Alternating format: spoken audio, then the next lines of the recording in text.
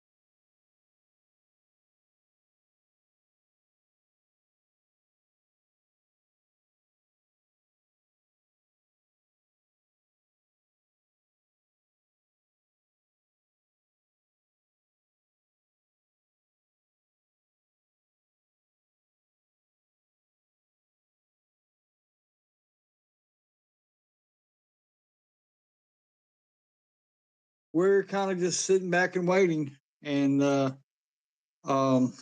got some guys on board down here that's going to have.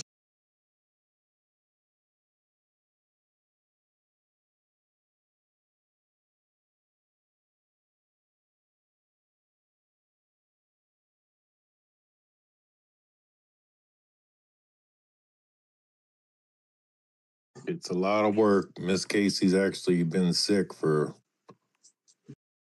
now, and then she's got a grandbaby on the way. She got.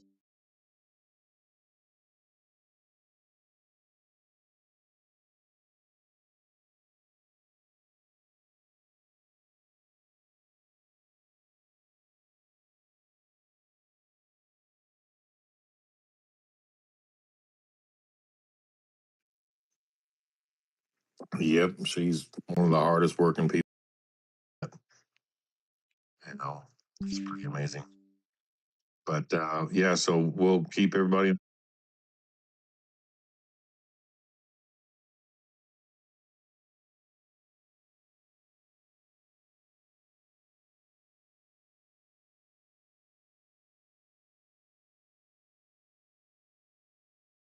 That and that collab, I got away from that.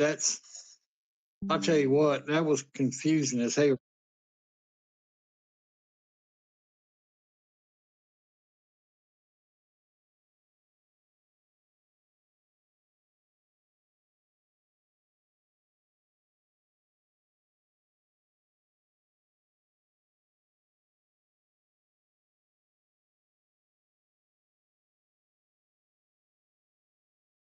The technical behind the scenes I hear, I don't know what's going on. I see Mama came up. Mama, how you doing?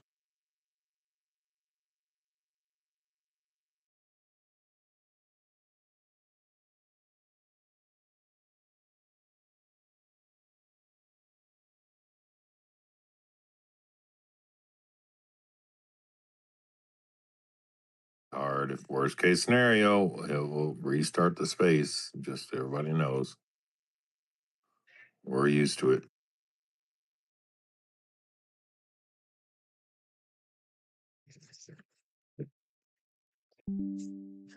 Julie, hey, can you mute your mic there, Julie? I'm sorry. Nah, no worries. And hi, well, good morning. I hope this isn't a sign how the space is going to go today, but I'm sorry about yesterday. In truth, I appreciate you jumping in there and throwing it all in and opening the space yesterday, and I really appreciate that. And you know, that's why it takes a community to do this. Yeah, I cut it short by an hour, or really two, depending on how you start going. But hey, we did it for a couple hours, and that was fun. Yeah, so Brandy had a really good space last night, a tribute to Iceman. So it was really nice. Marlon, her and Jamie did a great job, and Jeremiah. So it was really nice. I was glad I got to be in there. I felt bad I couldn't get in there. I had a couple of things to do, and I was exhausted last night. Hey, listen, you're busy. You run a business, man. It's all right. I was going to text you, Marlon. I just want to piss off the wife and stuff and text you late, but I was going to say, like, get in here, dude. Yeah, I'll definitely have to put the replay out there, and yeah, I'll have to go back and listen. And yep, man, yeah, he was a great dude, man. I mean, you know, he'd be rolling over if he knew what was going on this day. Oh, I'm sure he knows. He's watching from up above, and he's guiding us. So there you go. Oh, Dee Dee, good to see you, man. I hope things are going all right for you.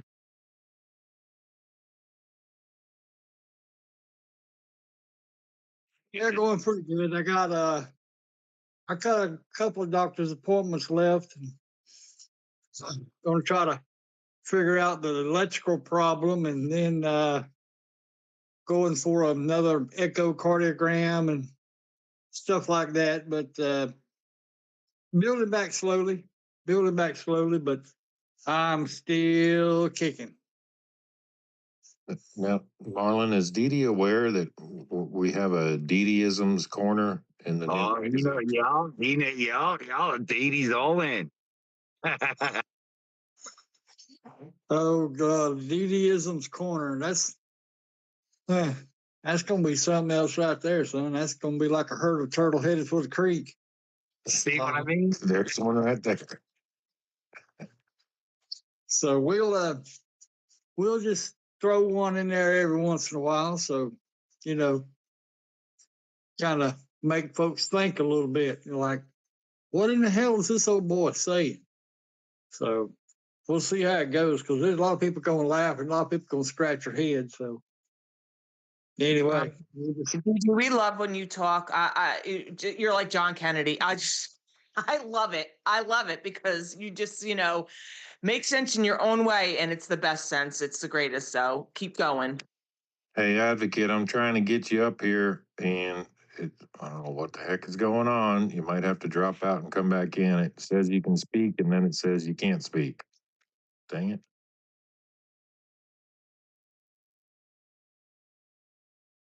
See, I don't even see advocate in here. No, I see Carmen now, but I don't see advocate. So Again, here we go. I sent you an invite, advocate. Maybe that way to work. Oh, she jumped out. Anyway, sorry, y'all. The space is being strange as usual.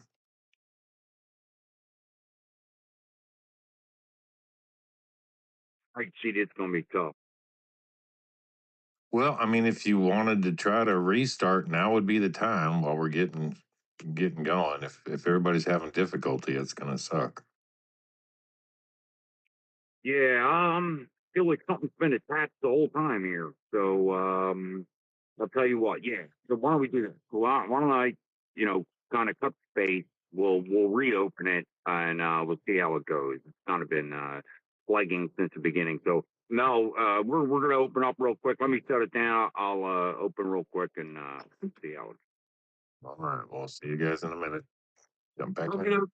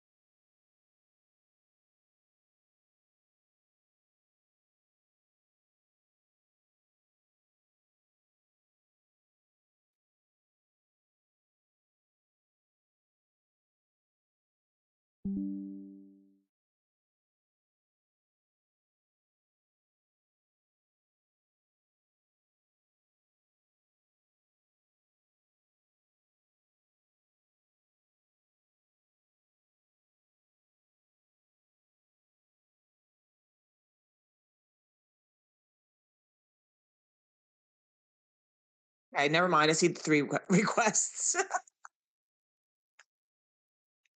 All right. Well, hey, I got not only just a little problem here, Cole, but hey, I got a lot going on in the background today. So definitely, it's a day for the co-hosts to be on their toes.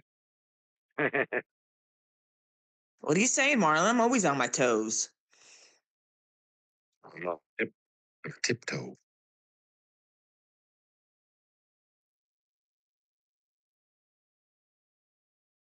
Mom, is it working for you now?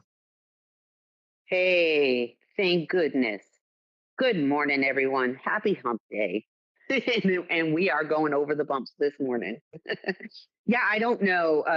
For whatever reason, first of all, I couldn't hear. The space was glitching. I get out, I reset my app, the whole 9 yards, come back in. Then I could hear. So then I requested a mic. I got a mic, but I couldn't open up my mic. So it's fine. It's all good. Good morning, everyone. Morning, morning. Uh, Melmore, I sent you a mic, by the way, because I know she probably wants to speak about all the stuff that happened in Hawaii. If you guys don't know, you Yeah. should definitely pay attention.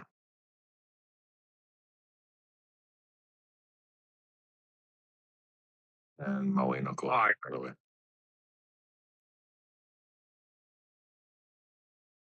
I would say a lot of things there. Yeah. Hmm. Man, why can't it just be? Well, let's go to Mel. Mel, how you doing? Good to see you. Thanks for coming in, Thora. Aloha. Early, kind of late. I'm on the mainland, but it was really weird when I joined your space because it kept on ending. But then I get back on and you were still there. Going, I think I was in Carmen's space, and it must have been happening to her too, because then she's not coming back right now. I don't know. She probably thought, what is going on? I've never, I've never witnessed anything like that where it just, I'd come back in and it said this space has ended.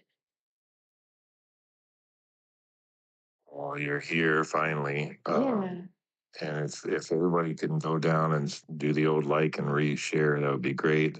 Even do a bookmark. You can take it off later. It just helps keep the space going. But so my Hawaiian siesta, what's going on? The wine scene, I'm not there at the moment. I had left last Thursday, just right before flights were getting postponed and canceled. And it was like the worst torrential rain that Maui has seen in forever. The roads, I mean, I haven't been there to witness it, but I mean, I've seen the lower Kihei Road is just, it always gets messed up. Um, and I think lots of Kanaka always say, that's why, they've always told people to never build in wetland areas. And, of course they do, and the flooding happens. But the Eo Valley, where the needle is, I was just speaking to my sister, my hula sister last night, and they went and looked at Eo Valley, and he said it's unrecognizable. He said the river usually it's a small stream for Eel Valley, the river going in coming down to the ocean. And he said it was raging wide, like 300 feet, which I know people have property on there too, so I don't know. It's kind of scary. We built a holly down there. Um, our house actually had water come in through the garage, which the garage is fully enclosed, surrounded by the house. So the lanai, the upper lanai, must have let water. It must have held water and dripped down. And we lost a cactus in the backyard and some banana trees. But if that's the worst that happened, I'm feeling pretty blessed. Well, we used to go Ea Valley for the field trips. I'm from Kie, so seeing all the places I grew up, and I'm blown away of the damage over there. Never seen it that bad. Ever. Yeah, there's like we live Wai'ehu side, but Kamehameha and Waikea, the road had a sinkhole. And then Cam, I don't know if it was Cam 1. I want to say it's right across from Fred's and Moose McGillicuddy's. I think that's where I had seen. There's like a little river that go down through Moose's and Kenny's Pizza, and then in the rage of storms, the river would get really big, or the stream would get really big. Well, I'm pretty sure where that washed out right down there. And our girls just got done with paddling season in Kihei at the Kihei Canoe Club, and that all sunk in right at the pier. Crazy. All the places I grew up, Cam 1, 2, and 3, or the Yeah. Cove, and where it used to be Azeka's place. I saw Yeah. that the whole place was underwater. Yeah. Yeah. All underwater. And Target. So, Maui is called the Valley Isle. So you've got Haleakala and you've got the West Maui Mountains. And Target is located in the flat valley.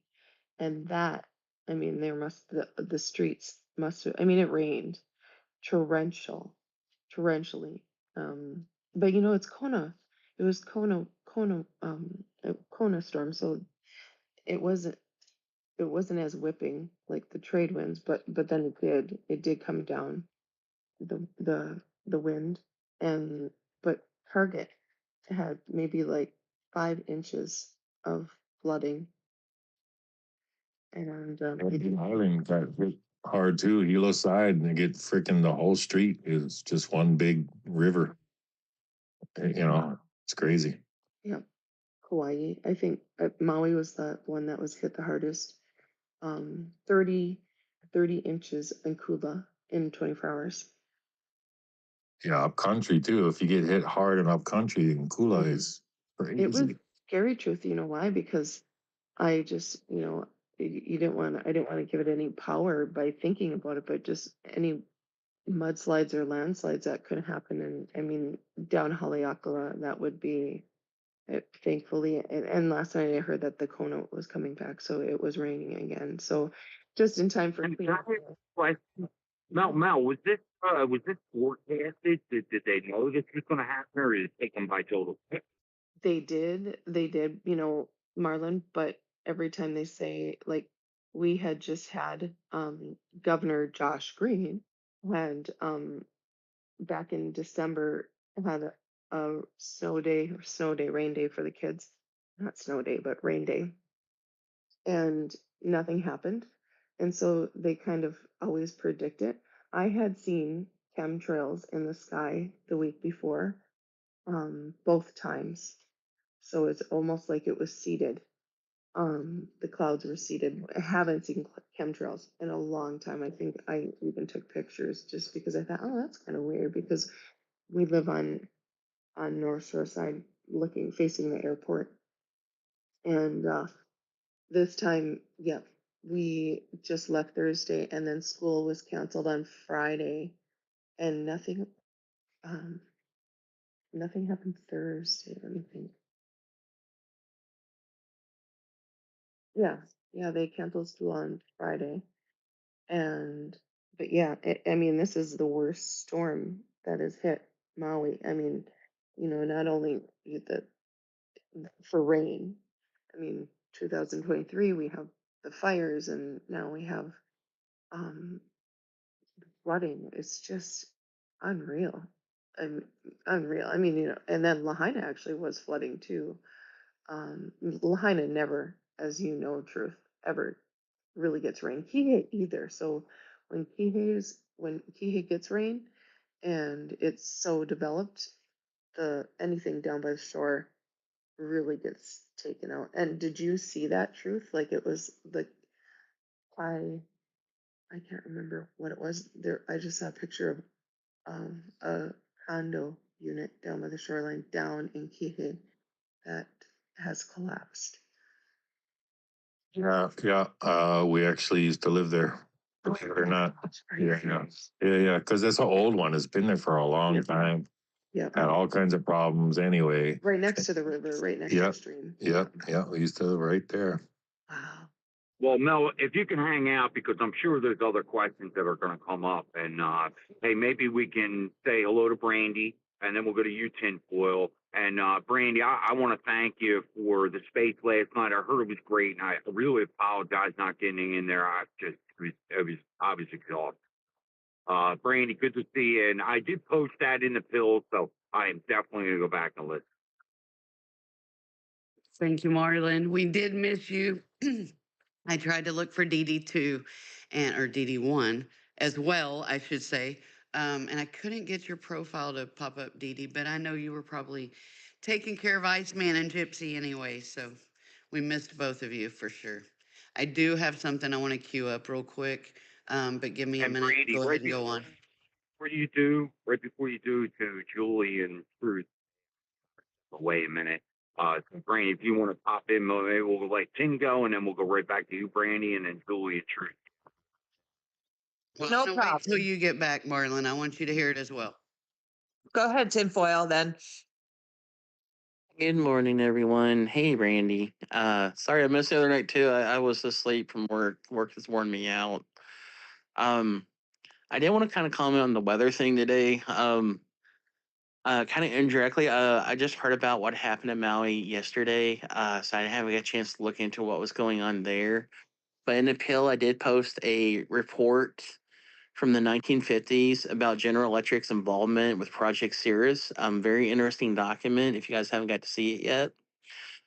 And the other day, I played with AI and ran a simulation, which played out a scenario exactly how I thought it was going to play out, and it kind of taught me a lot of.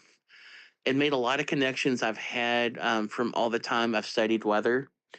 Basically, I inputted high temperatures, high dew points, a jet stream over the Ohio Valley at 150 knots, a what they call a air cap on top of that. And when I ran the simulation, no, it's not a true scientific simulation, but I ran it the best I could, and I was able to recreate the 1974 outbreak with pretty much with ease. And the areas that got hit in 74 got hit again in the simulation. And I was able to produce, I think, actually a few more F5s in the simulation. And what it taught me was that one thing I've always kind of missed tracking these storms is that dew points seem to play a role in it. When you have dew points above 55 degrees and above, that's when you'll start getting some of these extreme rains, the tornadic storms, because it seems to add buoyancy and instability. Um, so anytime you guys watching some of these weather events, pay attention to the dew points as well as the other ingredients because they do seem to play a big role. And I think that some of these chemtrails, especially in this General Electric document, one of them was trying to make snow. And when I read the process of what he did, he created, I think he used like sodium, I can't remember the chemical name, but it created a bond with the water molecule. And they were able to take this and drop it in a cloud to either amplify a storm or to kill off a storm. It was just about timing on how they did it. So if you were able to amplify a storm with these water droplets and able to hold it in the atmosphere, forgive me guys for my example here, but it's like the equivalent of feeding a drink to someone and holding them from going from the bathroom for so long that you'll be able to keep it for so long until the point where the body will let it go.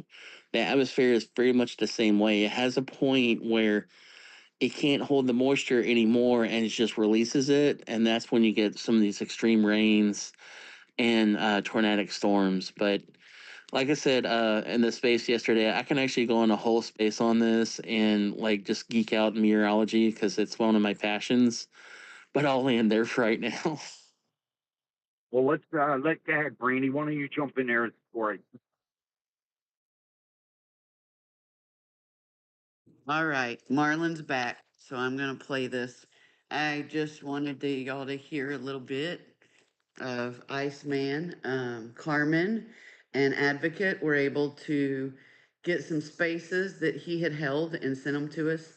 Um, for whatever reason, it was probably really lit. I cannot get Carmen's face to play, and I know it's probably so stinking good. So I'm gonna play the one that Advocate sent us. So this is the after Marlon. This is the afterground with Ice and Jamie. Hashtag Mega Mission. October 23. My leg hurts. Yeah, your third leg hurt. Yeah. I got to make an apology. Everybody knows I'm from Commie, Jersey. I'm sorry we gave you Randy the Wine or Weinstein or Weinberg, whatever the frig her name is. She started out as the president of the New Jersey Education Association. Randall, I don't know what your parents were thinking of. You jumped from the frying pan right into the boiling oil. Jersey has been a shit show ever since that woman decided to become president of the state. And now she's in charge of the federal organization? Yeah, no. Uh, a quick drop on a short rope would be pretty appropriate. Rebel, go ahead. You got something coming up? Iceman in his fashion. Had to play that. I love it. Wow, to hear that voice, Brandy. Wow. Yeah, that hit us all really hard last night for the first time. That's for sure. I'll put them in it down below though. They're definitely good spaces. Hopefully I can get Carmen's to play. Maybe y'all can. So I'll put both of them down below. Real quick, Julie. Okay. Yes. Making sure you were working. I just saw your. I'm sorry. No, I am. I'm just trying to get my computer is like a dinosaur, and I'm trying to get it logged up for Transamerica because my girlfriend's coming over to help me move some of my money around. Well, I want to say, Brandy, thanks for putting that space on. I'm glad I got to catch it right after our Bible study. It was great to listen to people's heartfelt stories about how much they miss Iceman, what an impact he had on so many people. It's a shame that it's rare to have people like that in our lives that can impact so many other people's lives, that has true integrity and grit and sincere caring for other people. It's just we got to remind ourselves every day who we're surrounding ourselves with, and having people like that throughout our lifetime is again, it's a shame, it's a rarity, but when you have that, it's great to celebrate the life, even though they're gone, to celebrate the life like you did last night. So I appreciate it. Brandy, I have to say thank you, and I love the fact that you put the one of Hippie too. I miss her so much, and that was so nice to hear her voice as well last year when you did the first one. So thank you again, Brandy. That was such a special night, and I'm glad that I was invited and I was able to talk. Like I said, I did not know Iceman as long as you guys did, but I met him in this space, and we shared a big kin because we were also from New Jersey, and so we were talking a lot in the back channels. Well, I just want to thank everyone that came in because you all did make that space. Marlon, you definitely have to replay. I'm not going to do it again in here, but because I don't have it queued up. But yes, Hippy Dippy Cali Girl spoke at the first one. So I did play that last night, and that was awesome to hear her. If y'all don't mind, I'm feeling really called to just share one song, and then I'm going to dip out because we all show up on these apps, and especially X, we show up in this space, right? And we talk about what's going on. But a lot of us, I know there's a lot of us who don't, but at times we don't show up because we're tired or we don't want to do something, right? And I think today more than anything, especially yesterday on the day we lost him, it's important for us to get off our X and do something with what we're learning. Marlon and Julie and Truth and all the co-hosts that have made this space, they don't do these spaces just for us to listen and talk. They do it for us to get up and do something about it. And I think the biggest thing right now for me is learning from Ice's passing that you only have a certain amount of time to actually get up and do something. And he was very excited. For those of us who talked to him on the regular, and Marlon knows as well, he was really excited to get back to life. He was very excited to get back to life. So I just want to share this real quick, if you don't mind, Marlon, and I'll be out of here. Thank you.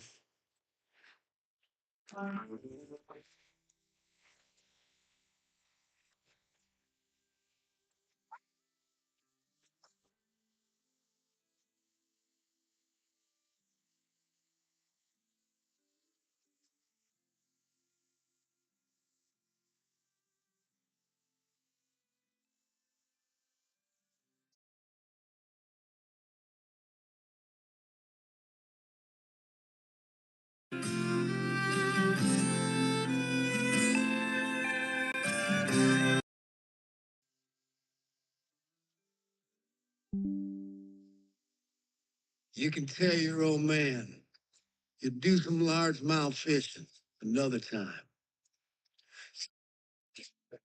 Till you can't, till you can't. You can keep putting off forever with that girl whose heart you hold. Swear that you'll ask someday further down the road. You can always put a diamond on her head till you can't, till you can't. If you got a chance, take it. Take it while you got it. You gotta dream, change it. Cause the dream won't change it back. You're going to church. You can't, till you can't, till you can't. Now there's a box of greasy parts sitting in the trunk of that 65. Still waiting on you and your grandpa to get back to life. You can always get around to fixing up that old Pontiac till you can't, till you can't. If you got a chance, take it. Take it while you got a chance. If you got a dream, chase it. Cause the dream won't change your back. You're gonna be somebody, hold them as strong and as close as you can. Till you can't, till you can't. You know, I awoke all alone one Sunday morning with this song stuck in my head. And in that moment, something or someone spoke to me. They said there was still a verse that needed to be written for this song. And to get up and write it down.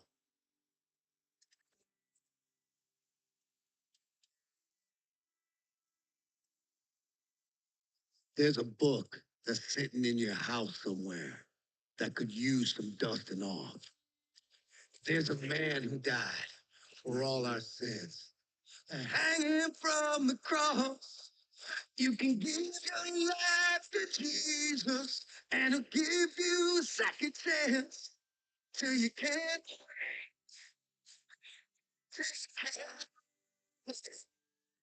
If you got a chance, take it while you got a chance. If you got a dream, chase it. So dream, oh, change it back. If you're going to somebody, strong as crazy, you can't. Take it forever. Change it. Just take it. You find this person testing. So just, I'll change it back.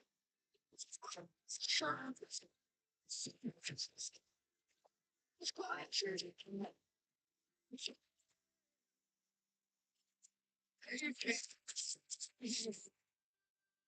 Till you can't.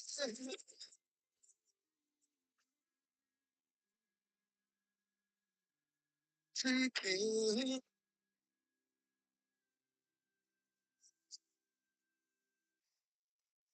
Quick, I want to say that a lot of you don't realize that Iceman in the beginning of coming on X was agnostic. And after years of speaking with him, he did find that book and he did find Jesus. And all of you were such a very big part of his life. Marlon, you and Three Tier showed up for him When he needed y'all, you showed up. I don't know if this space realizes it. Marlon showed up and built that house to where Iceman could get in and out of that home after his leg amputation. And it's friends like that that you don't get two or three of them. You get a few maybe in your whole life. So I just want to say thank you to all of you who made his life so amazing for him in the end. And this time on X, got him through years of sitting in the bed and not knowing if he was ever going to get out. And you gave him a purpose, Marlon. You gave him a purpose every day to get up and be a co-host and be a part of something that was making an impact.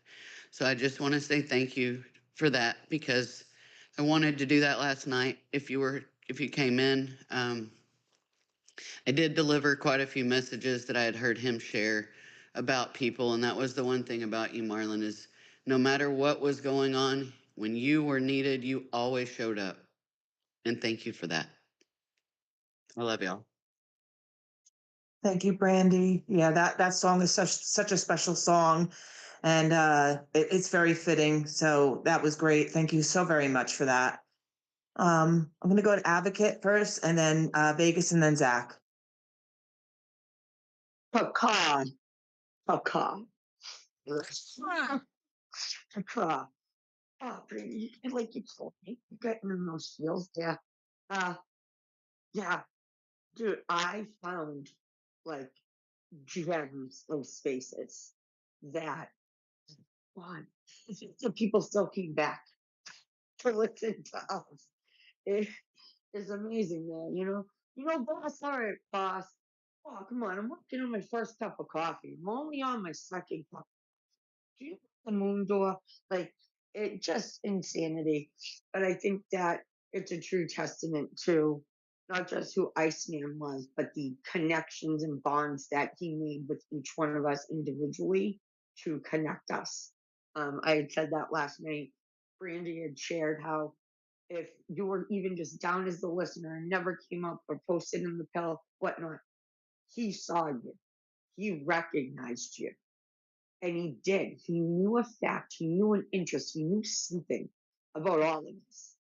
So then he could relate. He could engage. He could help you find your place in your niche.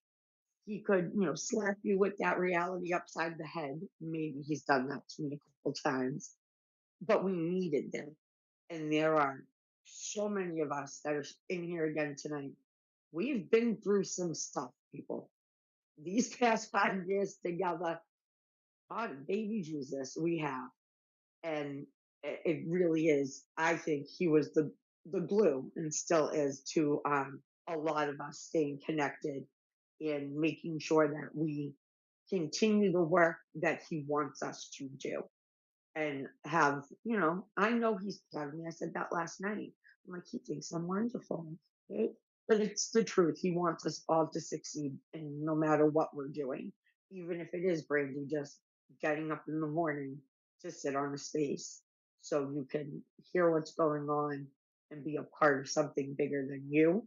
But yeah, the Mars, you better listen to the two of you. And there's a space I'm the other co-host, and it's very East Coast, and nobody knows what any of us are saying because of our accents, and we talk too fast. It's rather common. But yeah, Brady, don't even feel. I wasn't ready for them. They're a whole different thing to share. So I'll put my hand back. Oh, fine. We'll come back to you, Miss Advocate, because I'm so happy you're up here. Hey, Vegas, how are you doing today? I'm doing good. What's up, Julie? What's up, Marlon? What's up, Truth, and everybody else? I see Stellar down there as well. Adam, bunch of great people in here. I just was actually coming in to listen, and I just heard what happened to Iceman, and I just want to share my little story with him really quick. I really liked him. He always embraced me. First time I met him, I believe, was in Gale's space when I was a co-host, and then obviously his spaces with Marlon.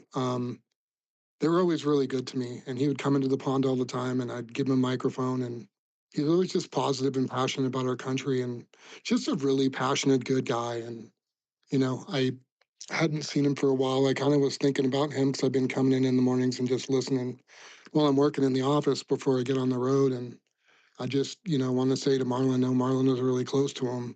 My heart goes out to you, brother. I mean, he's with God right now. I mean, he's in a better place. I mean, I'm sure many of us at times have wondered when God's going to come here and save us all. So I just really, really, really, my heart breaks for him. But I think that, hearing all of these great things about him and the memories of a guy who was just always really kind, didn't cause any drama, was a really good person. We need more people like him. And I'm glad I was here. I mean, it's like, playing when I'm driving to my office, and I always try to, think of how I can be a better person and be more kind and be a blessing to people, because I'm pretty blessed in my life. And to not forget the people that have, we've known along the way. So it's kind of just the timing of it all. I'm kind of choked up. The timing of it all is interesting to hear that, and just to hear that he gets so much love, because that's how I saw him. And, I really don't have anything more to say other than God bless him. I pray for his soul. He's in a better place. We've all lost people we love. And so thank you for, bringing this up and sharing this topic and glorifying his name, because he was a good man. Thank you very much. And I'll crash my golf cart. Thank you, Vegas. Yeah, it was a year ago yesterday that he had passed, and Brandy's been holding the spaces for every anniversary because they were so close. Her and Jamie and Jeremiah, they all did their spaces together after he really stopped co-hosting with Marlon. Because I think he was better with the night shift co-hosting than the mornings. I believe that's what you were saying yesterday, Brandy. Right? He didn't like getting up in the morning. He no. had to. He did it for Gypsy. Gypsy was the special one that got him in the mornings.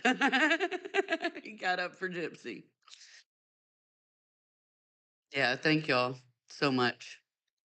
Thank you, Brandy, for keeping his memory alive for us. That's really what is so special. Hey, Zach, how are you today? I'm doing good. Just sitting here, just get me a cup of coffee. Got my 6 dogs. I'm pretty good today. Well, that's very good. I'm happy to hear that. So yeah, Big Nightly had that last night, and there's lots of things going on. So if anybody wants to talk about it, I did put in Trump's truth down into the purple bubble. He's really on a truth tear today, and usually when he starts truthing, as I'm sure Vegas can testify, you have to listen to what he's got to say. Read what he has to say, listen to what he has to say, understand it, because there's a lot of meaning to those things. Hey, Julie, if I can say real quick, I've got to jump out for a call. I put down below the first space we had the day after he passed. That's a really good one. And then I put the replay for the first annual last night. So y'all take care and have a very blessed day. Thank you, Brandy. Love you, and have a great day yourself. I really hope that everything goes well for you. Hey, Gypsy, how you doing? Hey, good morning, everybody. Brandy, it was a beautiful space last night. You and Jamie and Mikey did such a great job. Everybody coming in and sharing their stories and laughing and crying and um, just just bonding. I have a lot of spaces still out there for Liberty Lounge that he's out there, and I need to go back and I don't know, maybe somebody can help me rip those, download them. I don't know how to do any of that other than screen record. But just thank you so much for doing that. It means so much having a man like that in your on your side. I don't know it. You feel his presence, and then hearing his voice, playing those. Gosh, it brings you back. I'm still a little caught up. But good morning. Thank you so much, y'all. You're welcome, Gypsy. Yeah, he was such a special guy. I was looking through my DMs last night, Brandy, and we were really bonding for the fact that New Jersey's banned plastic bags. and how ridiculous that law is. And I was just smiling at all the stuff we were going back and forth saying to each other about it. Yeah, so that was a good thing. I really will cherish those memories a lot. And, I love that song. The Kid Rock version and the original version. I forgot the guy's name who sings it, but great song. Holds a lot of meaning. So that's great. Hey, I want to say one real quick thing. I know, I promise I'm leaving, but I forgot. So, Marlon, I know you heard this. So many people on these X spaces were like, who is this guy? He's got to be FBI. He's got to be like, they had all the 3 letters attached to him, right? Well, I am proud to say now that I can say it. So, Iceman, don't get mad at me. Iceman was a true vetted volunteer of Shepherd's Watch Foundation. We couldn't say that out loud. He wanted to work in the background and nobody knew what he was doing because he was good at what he did. He was not FBI. He was not 3 letters.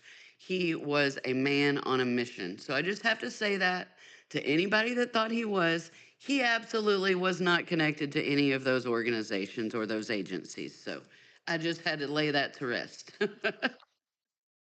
Oh, that's true. And it was like you hear that voice coming out from behind his emoji, which was the Yeti. And meanwhile, if you really talked with him, he was a big teddy bear. But that voice, and that's what made him such a good co-host. Because truth, you would have loved it. You would have loved co-hosting next to him, because when Marlon would say the space was over, Marlon didn't get a chance to keep going. That space was over. He wasn't letting anybody up. He wasn't putting up with anybody's BS. If you raised your hand when Marlon said he was closing, he was like, nope, sorry, can't talk now. Marlon's closing. It was great. It really was. Well, yesterday I tried to warn y'all 45 minutes in advance that the space was going to end early. And I counted down to the last minute, right? And stopped the damn space. So maybe I'm learning from the ghost he left behind. I tell you what, y'all have a lot in common, for sure. I think that's why I like you so much, Truth. Yep. You remind me a lot of Iceman. You really do. Well, that's awful sweet of y'all. And you remind me of my wife because y'all share the same birthday, Miss Gypsy. And we both love to irritate you too. Well, how about no comment? How's that? Because then I'll be getting in trouble from both y'all. You'll be plaguing me with texts and giving me grief, and my wife will be, see? Don't let them see you sweat, Truth. There you go, Goats. I was just Don't let going to it. introduce you, and you started talking. Goats just popped up. I want him to talk. Now you can talk, Goats. Good morning. Good morning. Yeah, Truth. You can't let them see that it gets to you, man. Just ducks back and all. How's everybody doing this morning? Sorry, I missed the space last night. I didn't. I forgot. It's nice you guys did that though. Yep, Iceman. A heck of a dude. I was actually just looking through some old. I asked him once about headphones because he always had the headphones, and he had a set that, I don't know, he just broke down. I mean, he broke down like an hour these headphones for me. I don't know why I was even saying that. It's funny. Yeah, good to see everybody this morning. We missed you, Goats. He loved you. I want you to know that. Well, it might have been a slow process. It might have been a process. Dude, it was a slow process for all of us. Some of us in here remember when he blocked me. Just saying. I can't imagine that. But I heard the story last night of why you were blocked, and I understood it. That's just, I may not have been privy to the caw, but I know about it. And he was always there for you ladies, and that was that was something pretty special about him. It's something I always appreciated too. He was always had you ladies back. You know, it's significant to say something like that because there are so many creepy dudes on this app, and as guys, we don't really notice it, but some of the women that I've become friends with have shown me some of the crazy like DMs that they get. Man, you poor women, the stuff y'all go through, it's unbelievable. You know, I wish I could stop that, but I can't. But oof, I think a lot of us overlook that. We don't know what it's like. I almost want to create a fake account, you know, with a picture of a pretty girl and see what's going to happen, you know, and then fight them off and say, "My name is Bubba, and I'm here to whoop your ass." Well, I said last time that we had the DM picture incident. If the ladies would just start throwing that shit out every time somebody sends you, and just blast it. This is who just sent me this, and just blast it out there. I think it would stop pretty damn quick. Um, you know, yeah, just start blasting faces and messages out. I ain't scared because I may act creepy, but any of you know you ain't. Anyway, You're another one that your facade. When you really talk to you, you're different. You're like a little lamb.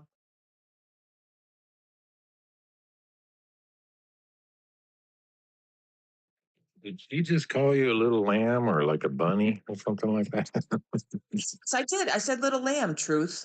yeah, I'm not quite sure how to take that there, truth. Tell him to drag this. There's a nice one on here. Leave me alone.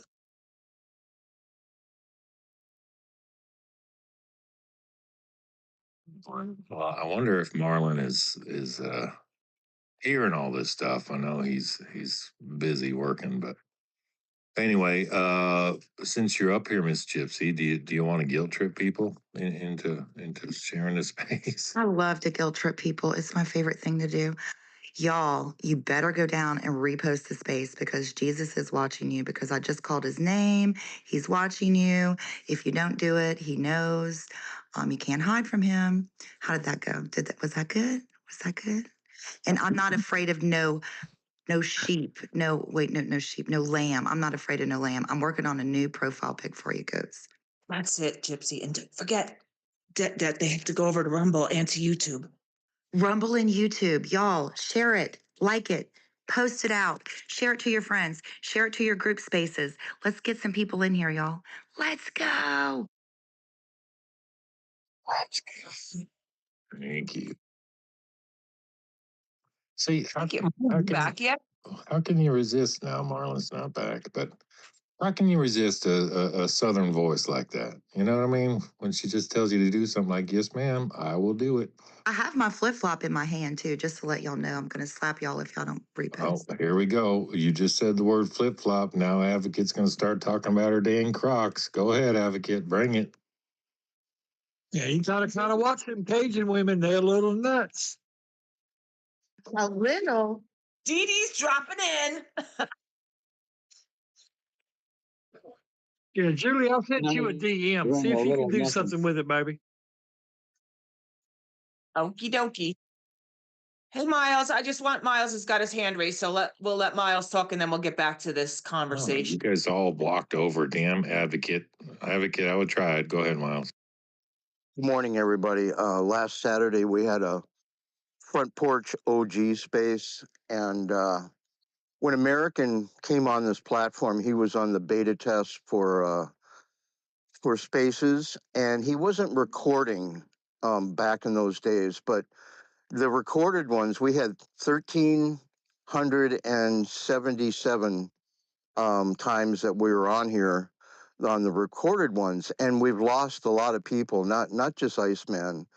We lost a lady, beautiful lady called TB, and there was a guy, Ed, I think he was from Philadelphia, that was really involved in politics. Halcyola, he did a lot of, he did our music with me. I do music too. But we just lost so many great people, and thankfully, he did start recording it because he saved those recordings so we could actually listen to them talk again in spaces. So it was really fun on Saturday night to do an OG space. Thanks. Oh, you're welcome, Miles. And Dee Dee, it's in there for you, baby. Thank you. I tried 3 times and I don't know why in the world it wouldn't go. You don't have the Midas touch. So what Dee Dee was doing, asking, is there's a picture of Iceman, of his Iceman, and he's in there. He was one of your first that you named, right? Then there was Marlon. I'm not sure. You better explain it to everybody. Yeah, it was Iceman first and then Marlon. So, but both of them still, they're still around and kicking and wooing the ladies, which now Marlon's not so much on that. I mean, he is a married man, but if he didn't think this Iceman won't flirt with a lady in a heartbeat, you crazy, he would. But anyway, but I thought enough of him to name my boy after him. So there we go. Hey, is Iceman my daddy?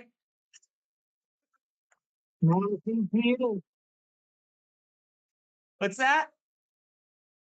I said, matter of a fact, he is. Right. I am honored. You are the daughter of Iceman. If anybody wants to know, that means that there was a baby cow named after me, calf named after me, and there's one for Gypsy, and there's one for Carmen, and there's one for Alex. So I believe there's one for all of us. So No, there is we're not one blessed. for Alex. There is not, and I am bitter about it. There is not one. Well, I just ain't had one that's got horns growing out of their head yet. As soon as I get that one, then I'll name it Alex. No, you got to name it Crocs. Yeah, that'll go good. Yeah. Say, have you guys seen the Crocs with headlights on them? Alex has them.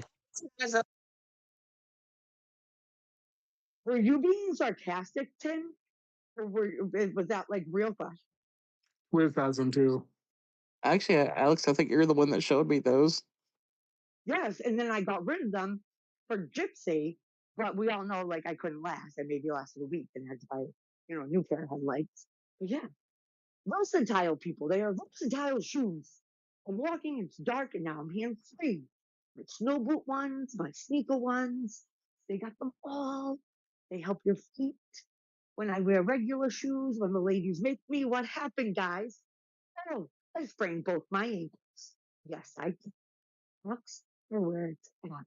So accept it and play yourself. Just accept it. Iceman loved my Crocs. He thought it was fun. At least that's what he told me. I wouldn't wear a pair of Crocs to a blackout. I would come down to where you are and I would bring the cowboy boot ones. Yes, I would. Yes, I would. And I'd go out there thinking I was a cowgirl with my cowgirl Crocs. You are Yep. Twisted spirit animals, that's for sure. Now, do they make cowboy Crocs with the lights on it? Because that's what you need. The lights are an attachment. It's like one of those, how they have like the bedazzle things on it. You can get the Bluetooth speaker. You can get little shovels. It's very big. There's so many options. So many.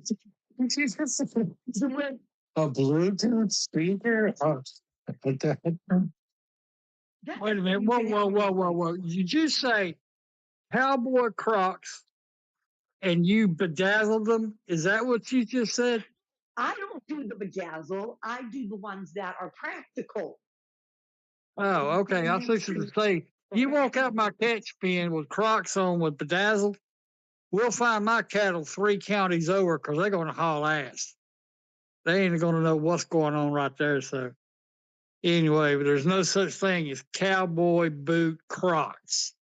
Come on, advocate. If boots with Crocs, there's Alex has them. Trust me when I say that. And Vegas, oh my God, that's what I remember. When I first started coming to the pond, we used to make fun of his hey dudes and his Crocs all the time. he wishes he was here. He would be telling you about, I mean, he was posting pictures. He's like, post pictures of your Nikes. So he's posting all these pictures of his Crocs. It was unbelievable. They were totally bedazzled. That's a Quiz is a good dude, Right man. now, I may have the pictures, Vegas. I may have those posts when we were comparing the Crocs. I'll see if I can find it for you. And Awesome. Dale didn't like my Crocs. He's like, this is the restrict jack opposition. I said, yeah, but I'm wearing my Crocs. You had no idea for 24 hours listening to Iceman read the restriction. I used to dig into Twiz about his Crocs too, but it was all in fun because who cares what you wear? But he was so proud. He's the dude, is who he is. If you've not seen that movie, he's the dude. Love that guy. Love that guy. Hey, let me jump in, and I want to say good morning, Advocate. Good to see you. Vegas, thanks for popping up. Gypsy, it's good to see you. Goats, it's good to see you. You know, Mama being up here, and I've thought a lot, especially when I heard that voice this morning. My God, I don't mean to change the subject on you guys, but he spent a lot of years with me, and to hear that voice, it was like, man, it was like almost father time knocking me on the door, like, yo, hurry up. Do you know what he would be doing? He would be rolling over in his grave right now if he knew what was happening. He used to get so mad. He used to get so mad. So, yeah, it's definitely a day to remember Iceman. And Julie, if you could do me a favor, and if you could put his handle, I think it's still active. Could you put his handle in there? Put it in there, sure. And we put his bull in there from DD. So that's my father. So I'm proud. And I see Stellar's got her hand up, and I'm sorry to Julie and Truth. I'm going to stick you again. I am behind the scenes. I really appreciate guys helping out today because it'd be impossible without you guys. What's up, Stellar? Good morning. Um, I was trying to get up when Aunt was talking about little goats and stuff, and those are called kids. So I guess we're all a bunch of kids because we're all little goats like him, right? Um, the other thing, Iceman was an amazing man, and he is in heaven, and he's fighting on the other side for us. His body was restricted for this life, but he's fighting on the other side, and he's got those angels and everything kicking demon butts. So that's all I wanted to say. I love you guys. I'm glad to see golfing up here, and I heard Quiz last night or the night before talking about you. So you got to start doing your faces at night again, golfing. Other than that, we're winning. XRP is a commodity, and there'll be other stuff too. So other than that, that's all I had to say. I hope everyone's having a great week, and wanted to say hello to my little Miss Carmen down there. I love her and miss her. And oh, I see Adam too, and everyone. Everyone's awesome in here. Love you guys. Hey, Stellar, we missed you too. We haven't seen you in a couple days, so I'm glad that you're up here too. All kinds of stuff going on. Did you guys see the Schumann yesterday and how that shift went? It was awesome. Been taking care of my mom and just crazy stuff, but it's all good, and it's getting nice out here in Vegas. So if you guys need to get married or want to buy a house, we're here. And golfing, I'm sure would love to have someone play golf with him. Golf courses don't allow me because there's too many holes in the ground from the long stick with a ball on the end. Anyway, other than that, I think that's called a club. I'm joking. Bye. I'll come out there because it's freezing here again today, right, Marlon? Oh my gosh, it's ridiculous. Mother Nature doesn't know what to do. Well, we're nice. It's 90 degrees here already. We are 2 months ahead in our heat. We're going to be over 100 this week. Brutal. I love the sun though, so I'll be brown within weeks. Nah, it's Johnny Lobster. It's Johnny Lobster on my end. Rosita. That's what the Spanish boys used to call me because I do nothing but burn, right? I might get deported. I might get deported. He gets really dark. He's a white guy who gets really dark. When he first came in the wintertime, he was like Casper the Ghost. As soon as the sun started coming out, even before it was like 80 degrees, golfing was already brown. Holy cow, he was brown. He is like totally, he gets a suntan like no other person for a white Casper Ghost guy. I was truly impressed. It's my part native mother. Yeah, I'm like Marlon. I'm a burner. That's why I have to go. I have to do a little tanning before I go to Key West in next month. So otherwise, I stick out like a sore thumb. Oh my God, there's the tourists. Yeah, I'll never forget. We went to Daytona for spring break or something, and there was it just snowed at my house, right? And I'm down there on the beach in Daytona Beach, and yeah, I'm looking like Pinky down there, Pinky Tuscadero, right? Pinky. Lord, that's not a good name. That's as bad as me calling goats a lamb. Kid, I think it's a kid, right? Yeah, it's a And kid. It's a kid. well, good to see you, Advocate, and I'm glad, hey, you were able to send them that space that they took that clip out of. That was really cool, Advocate. Yeah, I haven't seen her in a long time. It's definitely good to see her. And I'm sure, hey, some Great people in this space today, Marlon. So go ahead. Sorry. and I wish I wasn't so far behind the scenes, but I'm sure that voice hit a lot of people in the community. I know, Gypsy and Dee Dee, and we all listened to them for years. So to hear that voice this morning, I was, hey, goats. And then to Julian Truth, guys with no hands, but I got to step away another minute. I'll be back. Don't worry about it. We got this. Good morning to you, real quick, Marlon. Hey, hope you're having a good day. Just hearing all the stories and this great space you guys had to be remembered, like I hear Iceman being remembered. That's hopefully I'm remembered that way.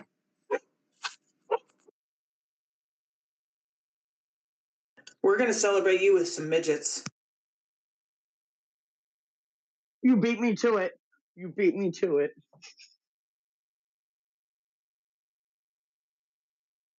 Go ahead, Alex. You know him better. The stories that they. Oh no, I would talk about you the same as I talk about ice. With a little bit more of an edge to it. Maybe pull up one of your inappropriate T-shirts you wear in public, even though you're a grown man. Things like that. Goats, we'd highlight for you.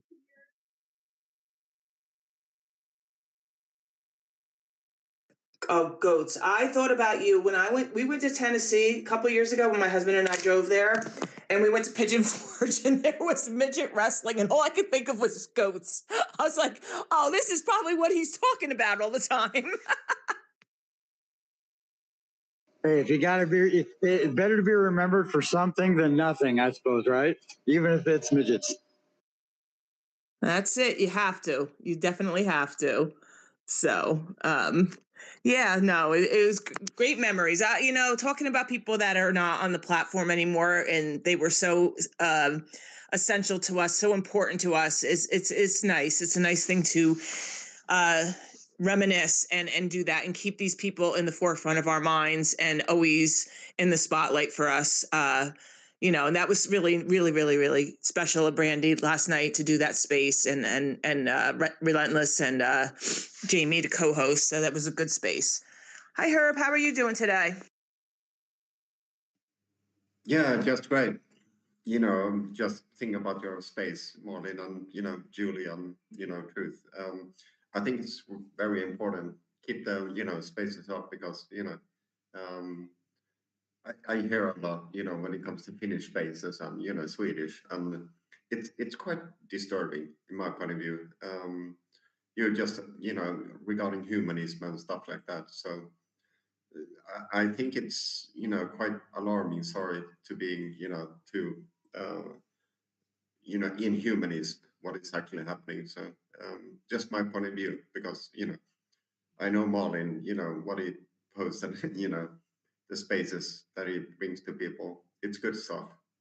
So it is sad to speak about it, good versus evil, but it is like that. So um, yeah, that's, I don't know, kind of sad point of view, but it is like that. So just my point of view. Thanks. Thank you, Herb. Appreciate it. Yep, I'm bringing Carmen up too. There she comes. How you doing, Carmen? Good morning, everybody. Good morning, Marlon and Truth and Julie, Gypsy, everybody, Advocate. I'm doing pretty good, Dee Dee. What's up? Good morning. Doing good. How's everybody else doing? Doing okay, just reminiscing about Iceman again, about the space last night. It was really special. I'm sure you heard the song that was played just a little while ago by Brandy, so that was really good. Really was a very fitting song. That song is beautiful. If you got a chance, take it. I don't know the original singer. That was Kid Rock's version that he did for the Super Bowl.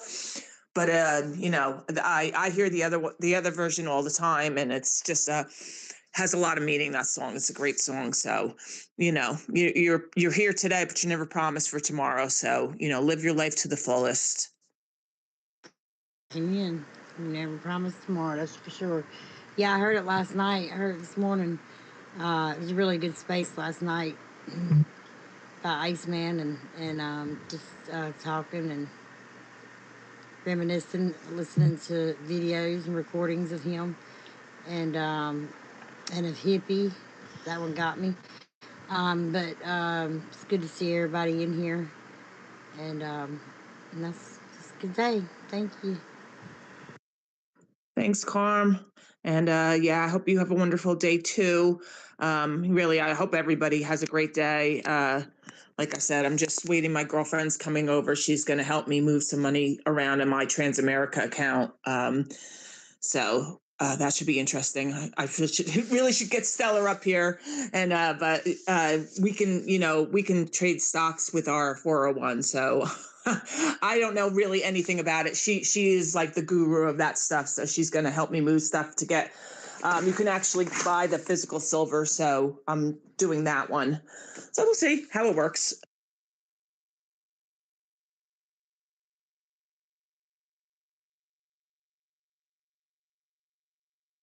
Does anybody else got something they want to talk about today? I mean, there's lots going on. We don't have to stick on this subject the whole time. We can talk about other things. Go ahead, Vegas.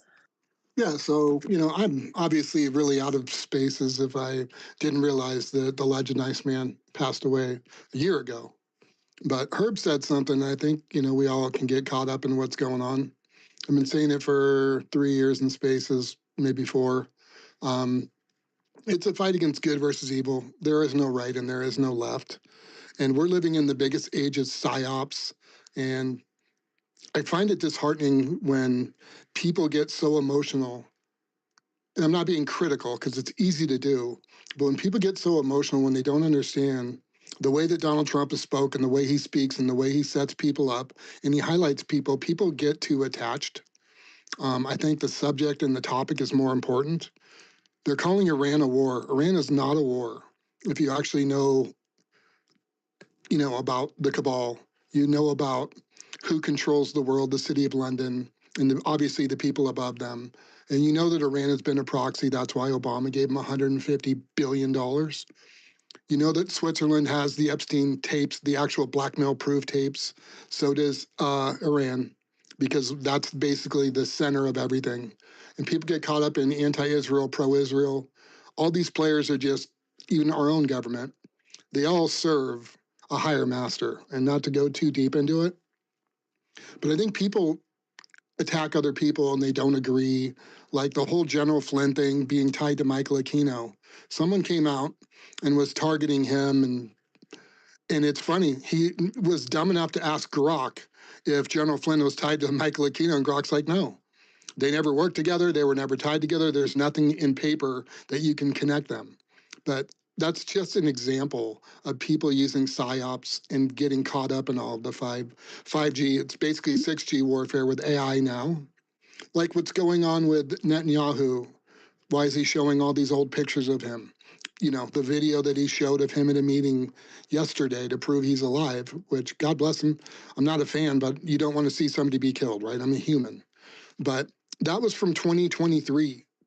So, I mean, I guess what I'm trying to say is there's so much going on that take it for the way you see it, but you got to not follow the little white rabbit going around and focus on the bigger picture that we're not really going to know for a long time, but they're destroying the global cabal banking system. And Iran is the proof.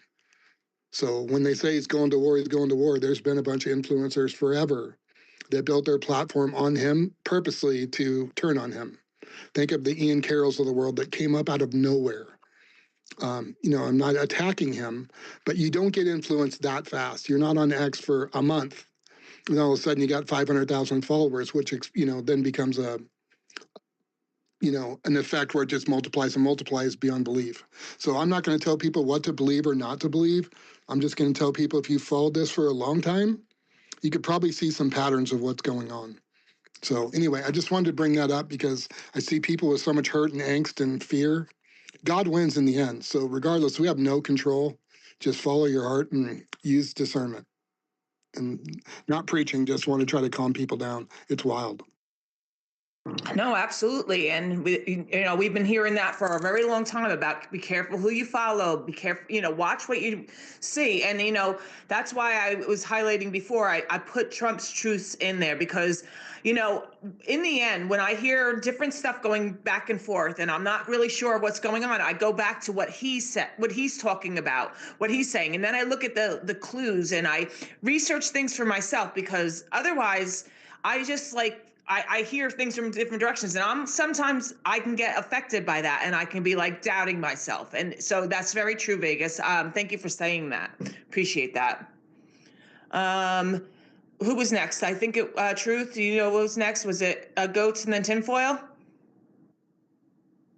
Your guess is as good as mine. Whoever talks first, I guess, wins. Okay. Oh, let's Seller. Let's let ladies go first. I think that the Bibi Netanyahu thing is the gaslighting. Even the one from last night with Huckabee, the ears. Look at the ears, and then look at Huckabee, and there's a lady behind that disappears. So I think there's shenanigans going on, and I think that they're still gaslighting us for whatever reason. The other thing, just discernment. Just focus on the right, the good things. Focus on gratitude. Also, get active locally. Local action, national impact. Totally feel that that's really, really important. Grateful for all the ones that, the warriors that have passed. They've left a very light torch for us, a very bright one that we need to continue raising and, hopefully help people through the murky times right now. I do feel that God's winning. I do feel that there's been a complete timeline shift. I feel that there's a lot of really good things coming on. And I don't know if you guys noticed, smell the air. Tell me if you guys smell beautiful fragrances where you just didn't notice it before. I'm noticing fragrances in different places that I've never noticed. In the middle of the desert, it smells like rose bushes. I don't understand what's going on. Maybe I am crazy, but just smell too, not just touch or hug a tree, but smell and be in the moment. That I don't know what else to say. Thanks. Oh, thank you, Stellar. Yes. No, it's been very cold out today, the last couple of days here. So I haven't been too outside to smell different things that are going on, but will be looking forward to seeing if that is true. And guys, if you can't come up, if there's no more spots, when people drop, we'll bring you up. So I apologize about that. And let's go to Goats and then Tinfoil and Rusty. I just want to hit a little harder on something there Vegas was saying, the emotional response, right? When we get, or when I will center it on myself.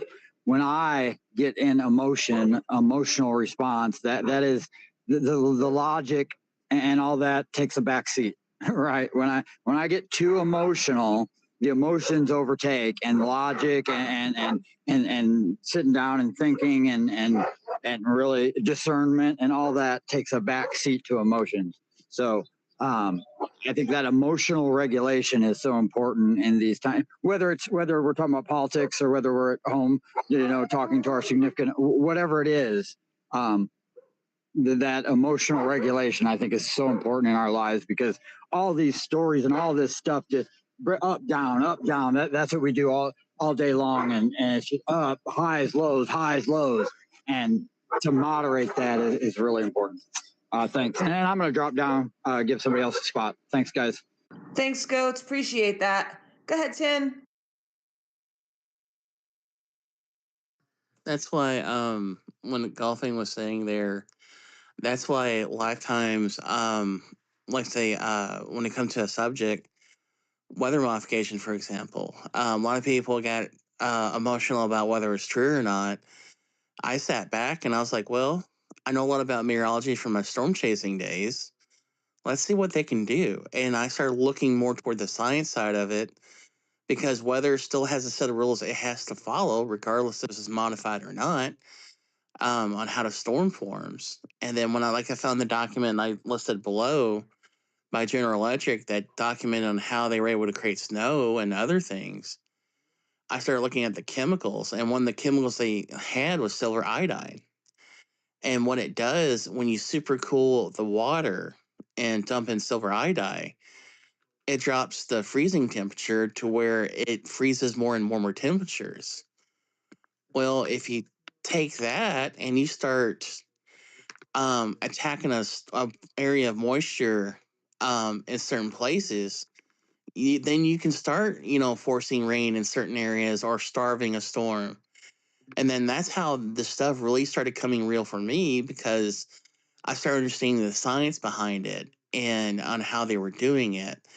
And then that's when I start sharing out to people. It's like showing how the storm forms naturally and then showing what they're introducing into it to create that storm. And I'll be honest, it's very fascinating from just a scientific point of view. But it is concerning on how they can weaponize it in a big hurry. But that's when people start getting into the emotion part of it, I try to sit back and okay, what do I know? It's kind of like what my SAR chief used to say. He would say, okay, what do we know? What can we prove? And how can we prove it? And we would start there, and that's how we were able to solve a lot of things when there's so much chaos going on. And that's one thing I started doing a lot recently to help me understand a lot what's going on. And I guess, like I was telling my mom this morning, I don't know, it just because of the storms up in central Indiana triggered a lot of connections for me, but it seems like a lot of the stuff has come together for me where I understand it a lot better. And so I've been looking more into the weather modification stuff, but also too just weather in general and trying to understand it better. But like I said, I can geek out on it all day, but I'll land there. Thanks, Tin. Yeah, the weather modification, that whole thing scares me that some of these storms that we're having are just really out of the norm, just like when my mama was in here before talking about what happened in Maui. And it's just I'm not into that, so that's really scary. So thank you for letting us know about that and keep us informed about everything. Hi, Rusty. How are you today? I'm doing good. It's Wednesday, hump day. So we're Thank on you for Friday. reminding Truth. Yes. Yeah, I was thinking what Frog was talking about and this Joe Kent thing. So you see even like more people running out on him, but then somebody just, or these faggot that's kind of been inserted, and there's a ton of them, man. I mean, I spend my days when I am on Twitter, seeing junk somebody's reposted that I follow, and I'm like, all right, you're another one. So I unfollow them. And I mean, it's true. These people, I mean, maybe they liked. So, I mean, I try to be cognizant of who I follow back. You know what I'm saying? It has to be during some kind of exchange or something. So at some point, we had an exchange and I followed them back. And honestly, I'm going to stop doing that with people that I'm not speaking with in spaces, I guess. I don't know. Just regular Twitter exchanges can be weird. But anyway, so it's funny the way Joe Kent left, everybody's making some huge point about it because he said the Iran war was manufactured. But then let me see, back in Trump's first term, somebody had pulled a tweet from him where he said, we should not sit. He tagged Donald Trump, said we should not sit and wait for the next attack, wipe Iran's ballistic capability out, and get our troops out of Iraq. They are only targets now. So I'm just like, that crap doesn't hold water. I mean, from what I understood, he was getting ready to be ousted anyway. And then to leave like that, and you know what I'm saying? And then just stir up the whole FAGA group again. It's just, I don't know. Yeah, no, It's but just, Rusty, they took Trump. I was reading a post. They took him out of whatever position that he was doing. Like they didn't give him intel anymore because they knew he was leaking information out. So yeah, he was getting ready to get ousted. Yeah, he was appointed director of the National Counterterrorism Center. I mean, can you imagine? I mean, how ironic. How ironic is that when we know that Steve Witkoff sat down with negotiations with Iran and the first thing out of their mouth was, we have 60% enriched uranium, enough to make 11 nukes. I mean, geez, and crackers, man. These people are like killing me here. It's daycare time or something. These people are just like idiots to be falling for this crap. And again, I go back to, I'm telling you, man, ever since I was a kid, I remember watching their national parades and stuff on TV. Iran's, and they'd always be chanting death to America. And that's government, funded parades there, and they are trained to hate us. They call us, the big devil, and Israel the little devil. I'm so sick and tired of people saying that we're Israel's puppet. That just doesn't even make logistical sense. You know what I'm saying? We are definitely the greater power. If anybody, they're ours. You know what I'm saying? I mean, seriously, it just, I don't know, but I don't know. It kills me. But you're absolutely right. What Stellar was saying, we have to get local. That's what it is. And we need to focus on the wins and do what we can do. That's all we need to be doing. Everything else is just talk, right? But thank you. Thank you, Rusty. Appreciate that. Yeah, definitely have to get local and do your part. There's got lots of things that are going that are above our pay grade. Let's just put it that way. We have to be aware of what's going on and we have to know. However, we have to take care of our own backyards. Okay, I'm going to go next to Bill. How are you doing, Bill? Hello, Julie. I'm good. Thanks for giving me the mic. Yeah, so I just have a quick question. Well, a little bit of assistance. So right now, we have several candidates in New Jersey that need signatures for their petitions to get on the ballot for the primary.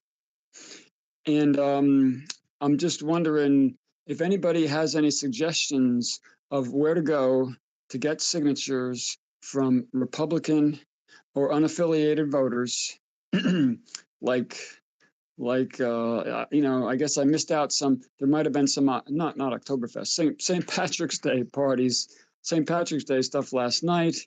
I went to I went to a couple of local restaurants, and I saw a lot of people there, and but I couldn't find anybody to ask if I could circulate, if I could sit and just, kind of ask their patrons. And I don't want anybody upset. Actually, I went into one place I started, and it was not that busy. And I was way in the back, and I asked a couple of people. And then I had a conversation with some guys, and then I went up a little closer to the bar and I asked the guy, and somebody came up behind me and said, "Can I help you, sir?" And sorry, we don't do that in here. And I said, "Okay, thank you, sorry," and I walked out. So But I'm just Well, wondering if people have suggestions. Well, I know when we had our primaries before we had our primaries, and Scott Pressler was here registering Republicans and signing people up to vote. They were doing food stores like ShopRites and stuff like that. You can do that. You can see if you can set up a booth there. You can also. They hit a lot of the gun ranges, the fire ranges. I don't know what they're called, gun ranges, and that kind of place. I don't think VFWs. I don't think they get involved politically like that. So, but I don't think you can do it there. But I would say going to food stores and doing stuff like that. So.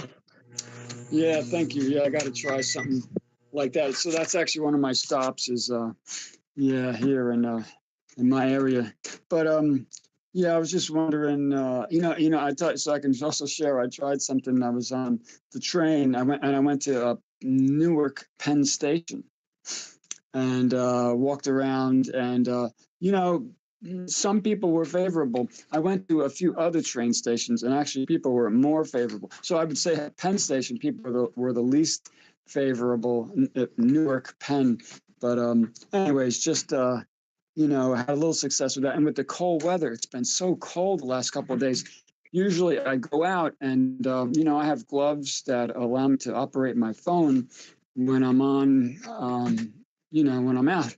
And I can't, but it's been so cold. People don't want to open their doors. People without a screen door so that they can even ask me what I'm about.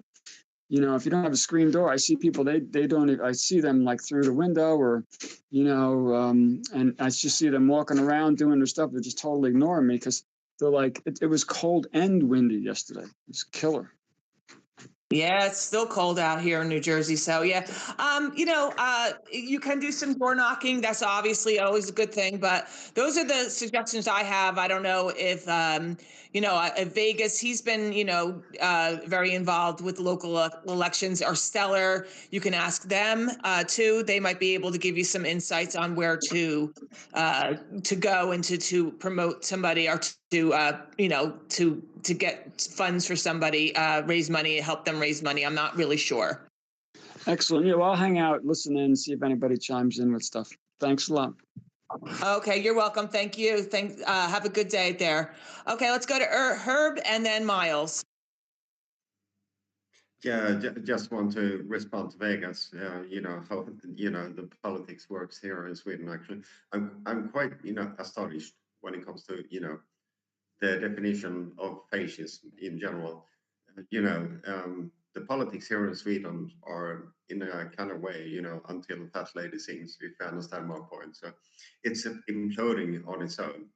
And I really hope it's the same, when it comes to, general, because I don't know the US as much as you do, but, what's happening actually in Sweden is quite astonishing. The sewer rats, so to speak. Sorry for my language, but it's quite astonishing, the inhumane stuff that is going on. But I think it's really, disturbing and kind of, how is it even possible? I have no clue. But, that's the stuff, what's going on in Sweden. Just, thanks. Thank you, Herb. I'm sorry about that. Truth, my friend is here, so if I'm not talking, you might have to step in. Go ahead, Miles. Good morning, everybody. I always think timing is key, even though I might not understand what's really going on with the timing. So yesterday, of course, it was St. Patty's Day, but it also was the end of TPS, temporary protection status. And the timing was interesting that Joe decided to resign from DNI on the same day that TPS ended. And we know that DHS, Homeland Security, has been defunded. So something is happening that if you think the surge in Minneapolis was big, I think there's going to be even a bigger surge because of probably intel that we don't have of what is maybe being planned. And I think people are focused on Iran and not paying attention to what is going on locally. And so I don't know exactly what's going on, if there's going to be some kind of event, but just, pay attention with your surroundings. I know they're definitely going after the kids and trying to recruit them, psychologically, but pay attention to your kids, you should know who their friends are and stuff like that, because that's what the cartels do. They focus on the young people. So, and I know that we're going after the cartels big time. That's all I wanted to say. I think the timing is very interesting on all this. Definitely is. Okay, go ahead, Sunlight. Yeah, hey, thanks a lot, Julie. I don't know if this will reset the room or whatever, but I ran across a great article put out by Peter Navarro, economist, and Trump won, and he's also advising on global trade and stuff. But he refers to the Iranian threat, for decades as adding a terror premium to the price of a barrel of oil and liquefied natural gas. Anywhere from $5 to $15 a barrel, and this not only impacts oil and gas coming out of the Persian Gulf. This is globally, since the market is set globally, right? We see the impact of the concerns with the Persian Gulf impacting West Texas light intermediate crude. So why is that? Because the global market is the global market. The pricing is consistent across the board. It's cost the world trillions of dollars. And I was trying to explain this concept to my 26-year-old, a couple of days ago. And I said, well, look at California. They have a terror premium in their retail stores. He goes, what do you mean? And I said, well, when the government decided that shoplifting anything under $1,000 was not going to be prosecuted, the retailers had to adjust. They had to put in special plastic containers, special things. You have to go find somebody to unlock the deal so you can buy shaving cream or razor blades at the Walmarts out there. And I said it added cost to the ability to supply, common items, goods and services, right?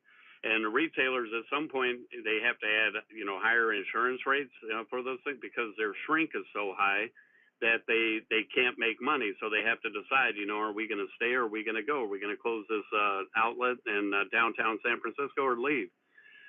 Think of the terror premium caused by gangs. In the mob days, they called it, what did they call that, Marlon?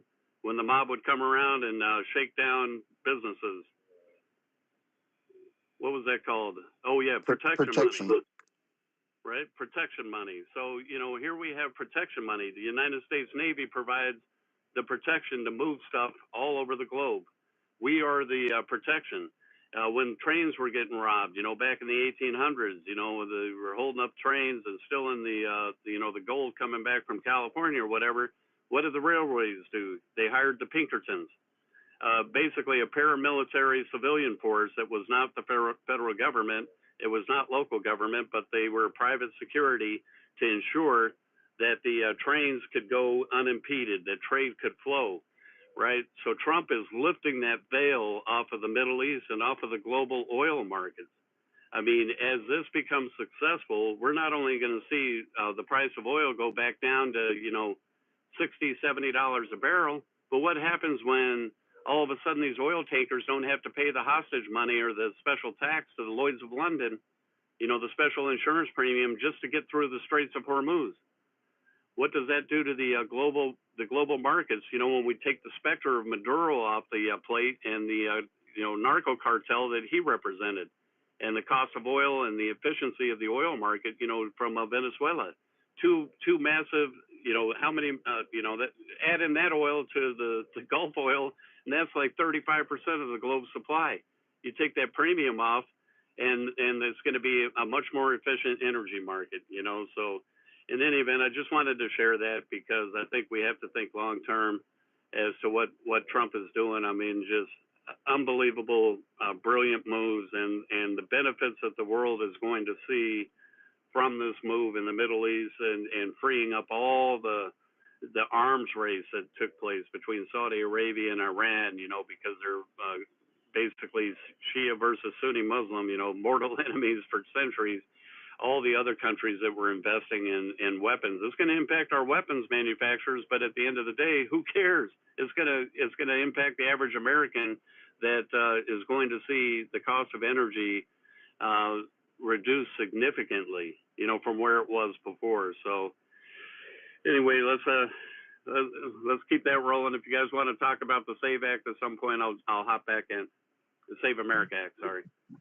Thank you, Sunlight. Appreciate that. Guys, if you don't have anything to say, if you drop down, I have a couple requests. I can't bring anybody up because I have no more mics. So if you're not talking anymore, if you could just drop down and then you can always come back up again later. I appreciate it. If not, I'm going to have to drop you down if don't have your hand raised. Okay, so let's go to Vegas and then Lockjaw and Miles.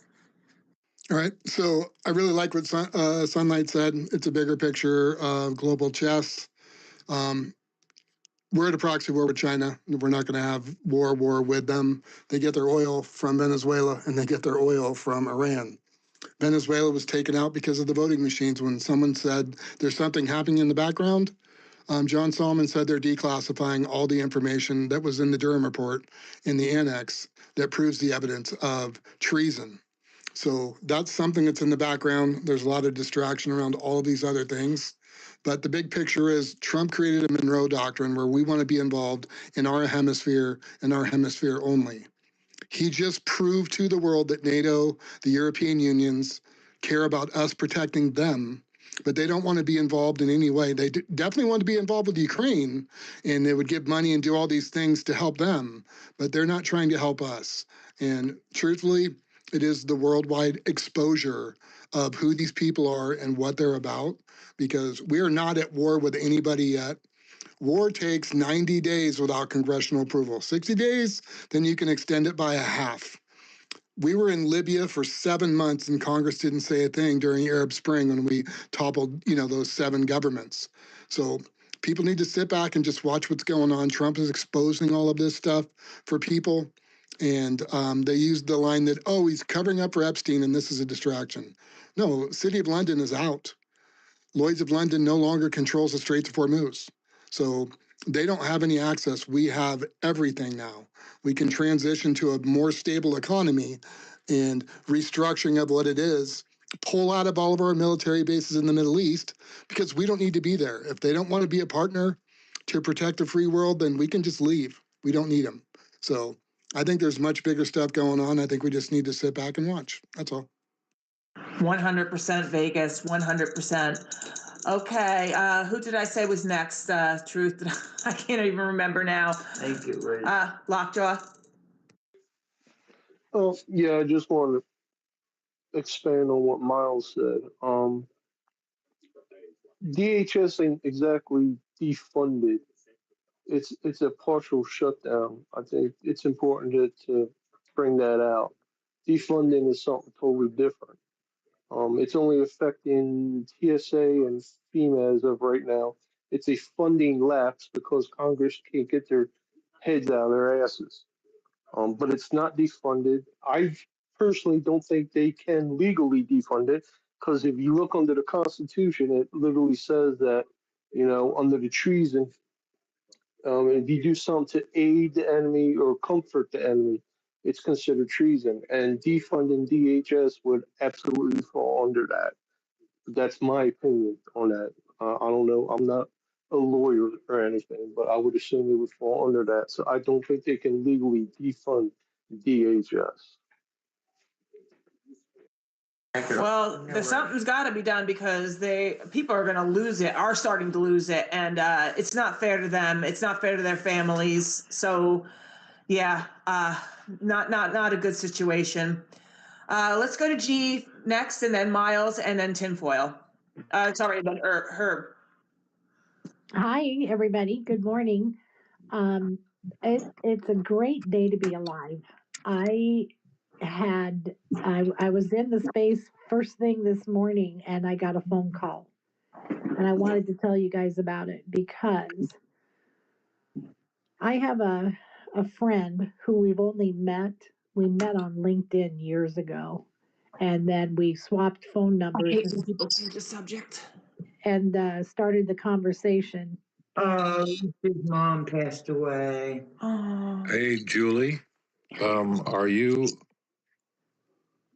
sorry. with your friend there? Because Yes, I'm so sorry. I didn't mean to leave my mic open. I apologize, Jeannie. That's all right. No worries.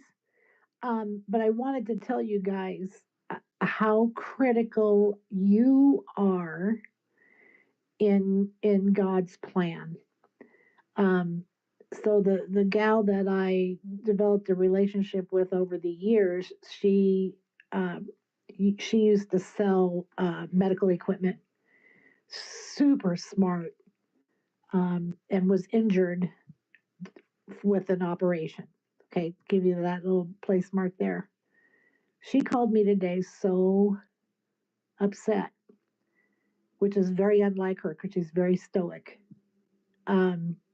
Because she did her taxes and she's $60 over. $60 over for qualifying for Medicaid as a disabled patient. And she doesn't have a strong relationship with God or Jesus. She was raised Catholic, and she doesn't understand why God is punishing her.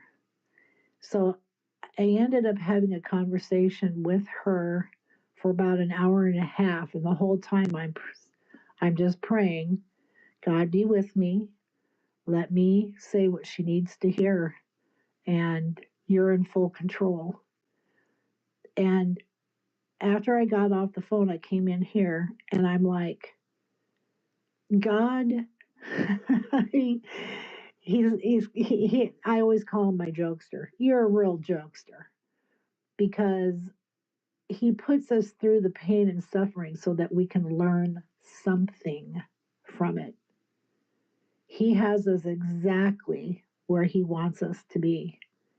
And there is something huge and positive and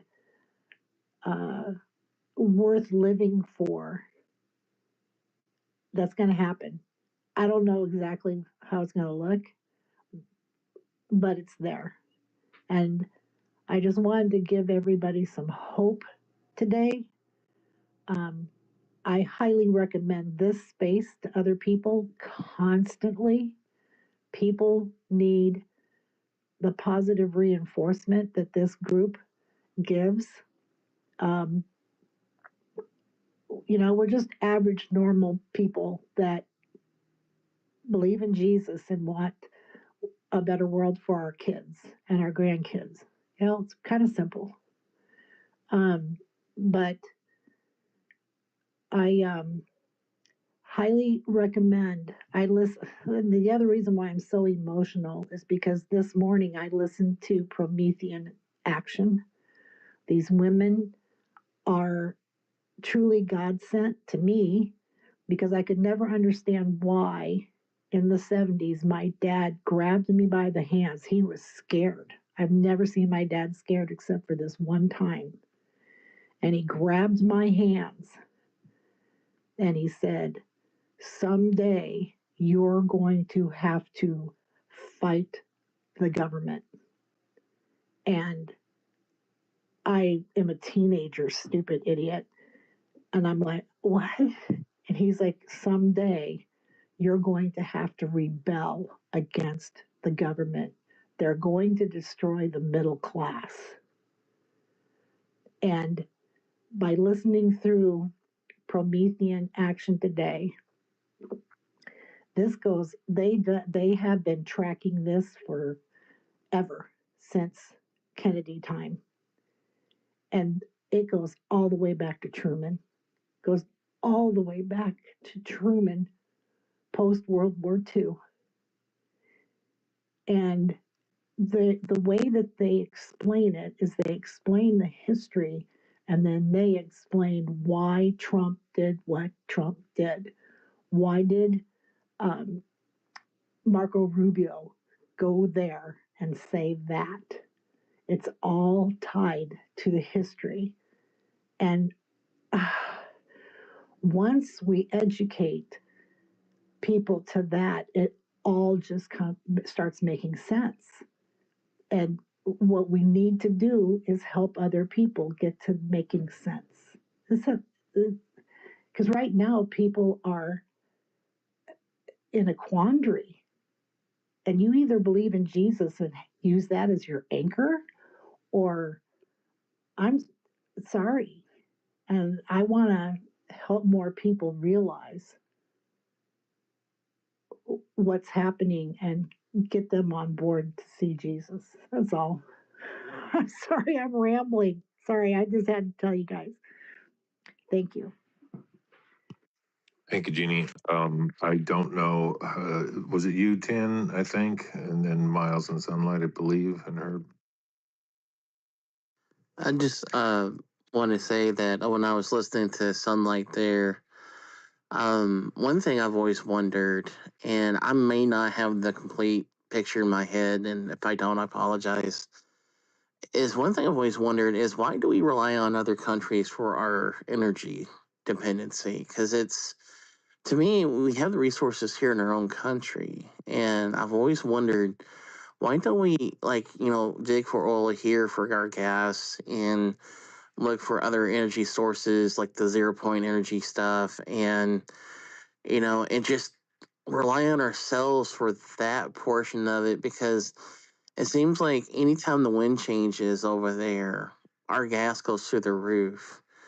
And but then again, I'll be honest, I never understood geopolitics. That's one area I always kind of got lost in. So there may be something I'm just not seeing or understanding, but that's something I've always wondered about. Well, I mean, Tin, that's a huge subject, and in the very basic nutshell version, this is all part of that new world order. If we make a global economy, a global currency, the whole nine, that's been the plan for a long damn time. We were independent, but then when you start to rely on other countries, oh, it's normal, we do this. And, here we are, right? Where a majority of our goods are made in China. A lot of stuff that we're doing is just so opposite our energy. So I know that at least the president we have now, Trump, sees that and is doing his best to get us away from that. But there's so many dirty people that are, behind the scenes that are pulling the strings of most of the people in Congress, unfortunately. And so, unplugging from that machine is going to take us a long time to do so. But hopefully we can just cut it where it is and be done. But it's a great subject to talk about. Go ahead there. I think it was Sunlight or Miles. I can't remember. Thanks, guys. I want to follow up on what Frog and Sunlight was talking about. So I've been staying with someone in the oil industry right now for the winter, and so I've got some inside baseball on some of this stuff. So we just found out that in Brownsville, Texas, they're going to have a huge oil refinery down there. And that's going to handle, because we can't handle it right now, the Venezuela heavy crude. And then another thing that Trump just did, which is really interesting, he invoked the War Powers Act in California, and Gruesome is going to have to pump oil out of California oil rigs. Because of the War Powers Act. So there's certain things that are in play here that I think Tinfoil was just talking about, that we're going to start utilizing our energy sources because we've got a lot. There's another guy that I talked to off season. Alaska kind of is in jeopardy as far as, their voting system and, how these fraudsters got into power up there. But I think keep your eyes on Alaska, too. He's going to have to do some stuff up there to help our country out because they got a lot of resources up there. Thanks.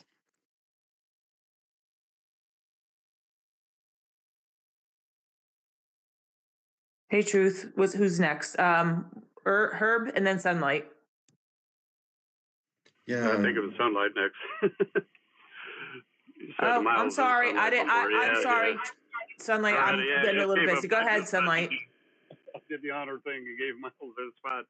But you know, so the Alaska situation, you know, they have the ranked choice voting. It's on the ballot again this fall to repeal it as an option.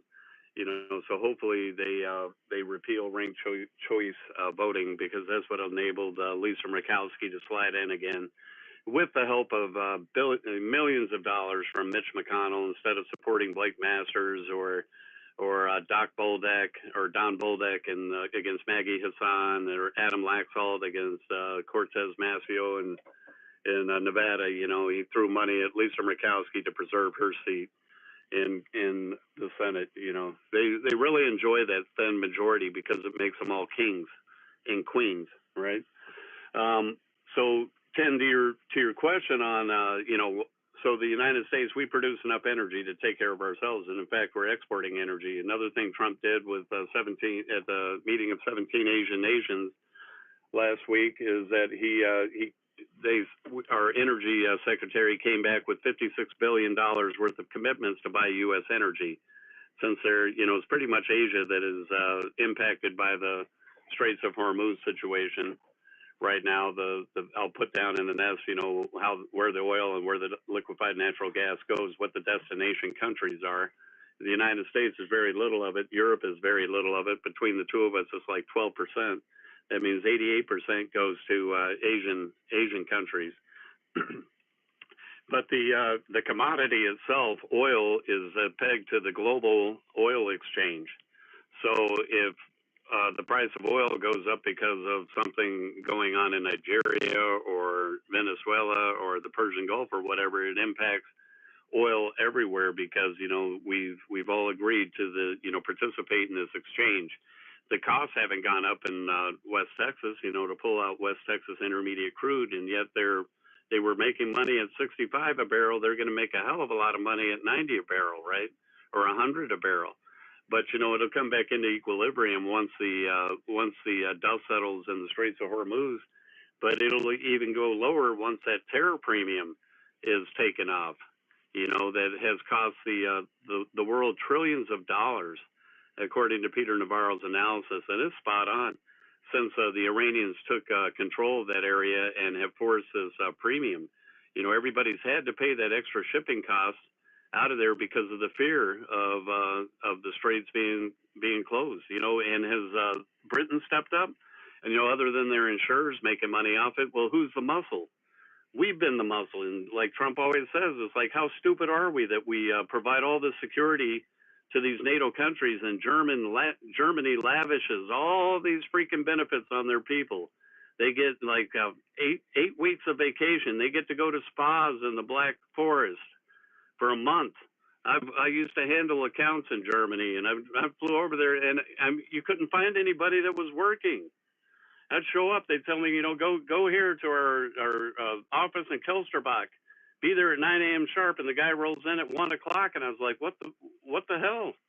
What's going on here? He goes, oh, did I say 9? He goes, yeah, I was busy this morning. And then he goes, you know, let's have our meeting because I'm going on holiday. And I said, well, where are you going? He goes, well, all over the place. And I said, how long are you going to be out? And he goes, oh, for a month. A month. You know, and so what are we, the stupidest people in the world, you know, to, you know, provide that security? Does China have 50,000 troops stationed on the 53rd parallel in freaking North Korea? No, but we have it in South Korea. Are we getting paid for that? We getting paid for, you know, housing all of our troops in Japan. Now that puts us closer to China if we need be.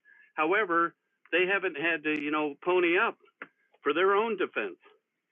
So, you know, and that's what Trump is bringing back into equilibrium, man. We're the muscle, and we're not getting paid for it. And once that comes back into equilibrium, more cost efficiency goes into the market, and we'll see the prices drop even further than where they were before. I'm going to go on the record for this. This is recorded space. Look at oil, the barrel of oil by the end of the year, it'll be around 55 bucks is my estimation based upon everything we're saying. And Trump, we've got $56 billion worth of oil that's going to ship off. It's more efficient to ship it off the West Coast, right? So, you know, you pump it off those oil rigs that have been idle off the coast of Santa Barbara, and pull it on shore, refine it, and then ship it off of tankers directly to Japan and South Korea. No traversing the Panama Canal, no traversing the Suez Canal, no traversing the around the Horn of India, none of that. It goes directly from Los Angeles to Japan and to South Korea unimpeded in safe waters. So it's just brilliant what he's doing. So anyway, I'm here for it. It's going to be hairy for a bit, but I'm here for it. You know, you got to see the rainbow, the end of the rainbow. There's a pot of gold. So thanks for the mic. 100% Sunlight. And I think he opened up one of the pipelines already in California. So we're going to start to see these things. And I know he truthed this morning a lot of things. And one of the truths was, I wonder what would happen if we finished off what's left of the Iranian terror state and let countries that use it, we don't be responsible for the so-called Strait. That would get some of our non-responsive allies in gear and fast. So yeah, there you go. Yeah. He's calling these people out, you know, and rightly so. And we've been there for them. And you know, we're seeing who's truly stepping forward, because, you know, I don't think he really needs the help, but, you know, but asking for the help and wanting it just to, you know, be in alignment with us is a different story. So yeah, I just saw that. Okay, Herb, how are you? Yeah, I just want to fill in when it comes to, you know, Europe and European Union, Ursula von der Leyen, and you know, stuff like that. I think it's quite interesting, you know, when you come to the topic, you know, geopolitics or politics, whatever. It doesn't really matter, because, you know, the European Union is so, you know, corrupted. So it's beyond, you know, people's understanding what's happening actually in Europe. So, but of course, it's really disturbing how these, you know, politicians actually work. You know, they're, you know, parasites, so to speak, to be honest, when it comes to, you know, Europe. I cannot speak for the US because I only know what's happening in Europe, actually. And it's so sad, you know, how the parasites actually work. Ursula von der Leyen is the biggest liar, you know. You know, when you go back in, you know, history and look at her, you know, records, it's quite astonishing. The most corrupted, you know, individual managed to, you know, be the leader of European Union. That says quite a lot, actually. Should be alarm, you know, clock. You know, it's horrifying, actually. But you know, parasites, the definition. So that's my point of view. What's happening in Europe? Thanks. You're welcome. Thank you, Herb. Thank you for letting us know what's going on in Europe. We love boots on the ground when people come from other countries and let us know what's going on. Go ahead, Sunlight. You can answer. Yeah, I was just going to say, you know, so when Netanyahu addressed Congress, I mean, he shifted the Abraham Accords to what he called the Abraham Alliance. And the Abraham Accords are basically just, you know, like the peace agreement that Egypt signed in 1979 with Anwar Sadat and Menachem Begin and Jimmy Carter presiding over it, which he got the Nobel Peace Prize for, by the way. And then, you know, additionally, Jordan signed one later. Then additional countries came online, you know, to recognize Israel's right to exist. That's step one. Recognizing Israel's right to exist and entering into trade and security are 2 and 3.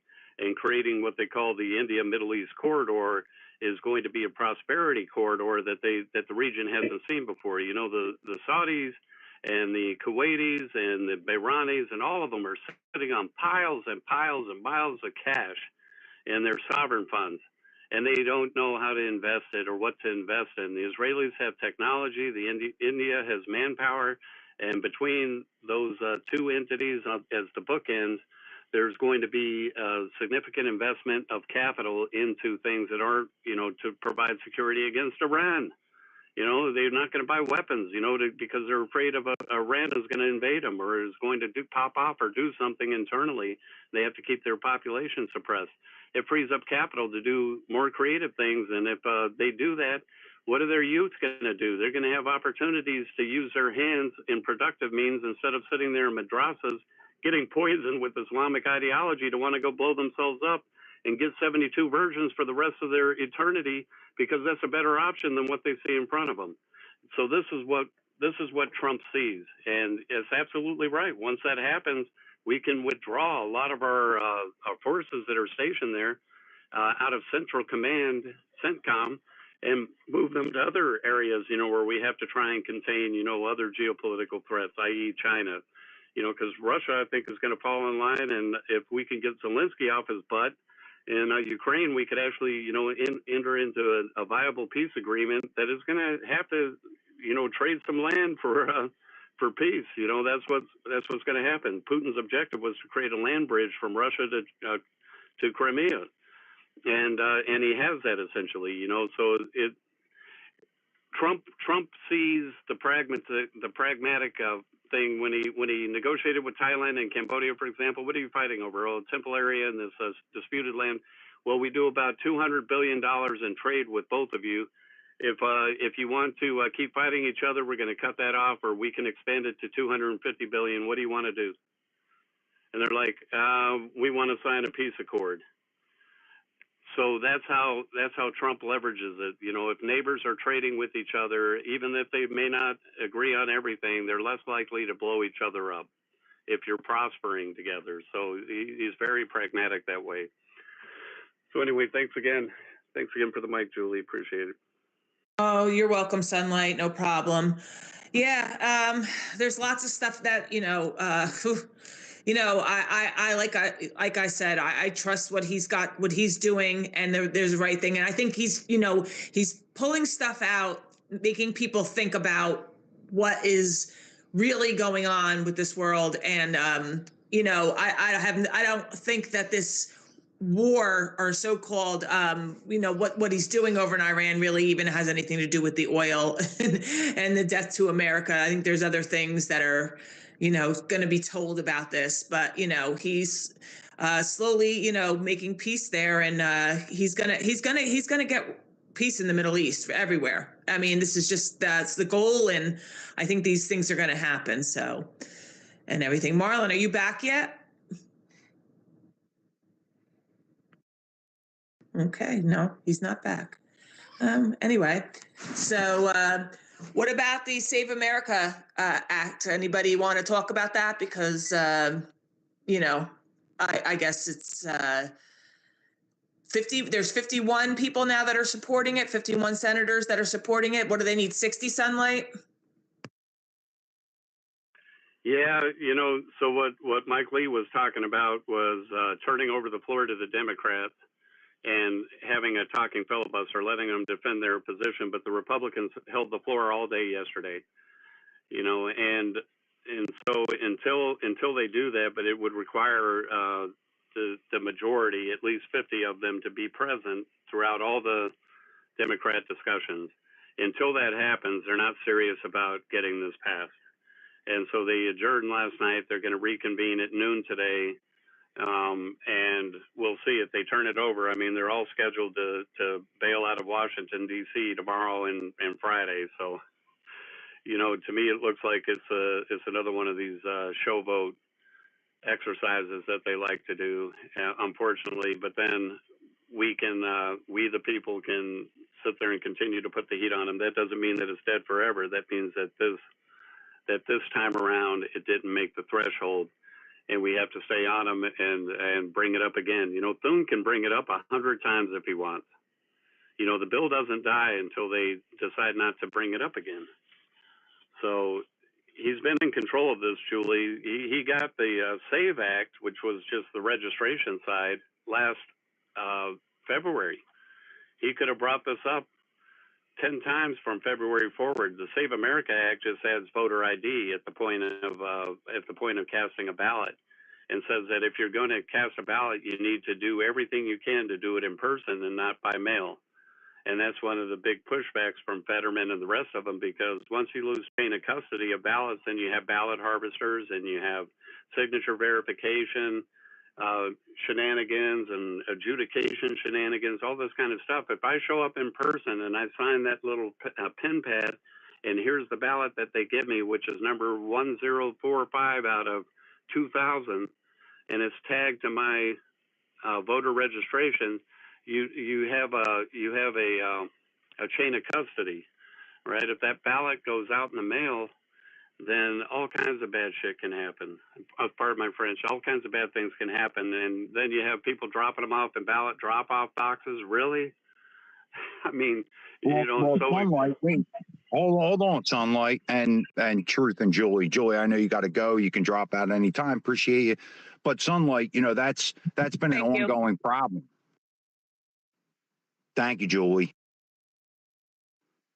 That's been an ongoing problem. It is legal. It is legal in Jersey to ballot harvest. Okay. You're allowed to have possession of 5 ballots in your possession if they are family, and you are allowed 3 in your possession if they're not family. That is actual law in Jersey.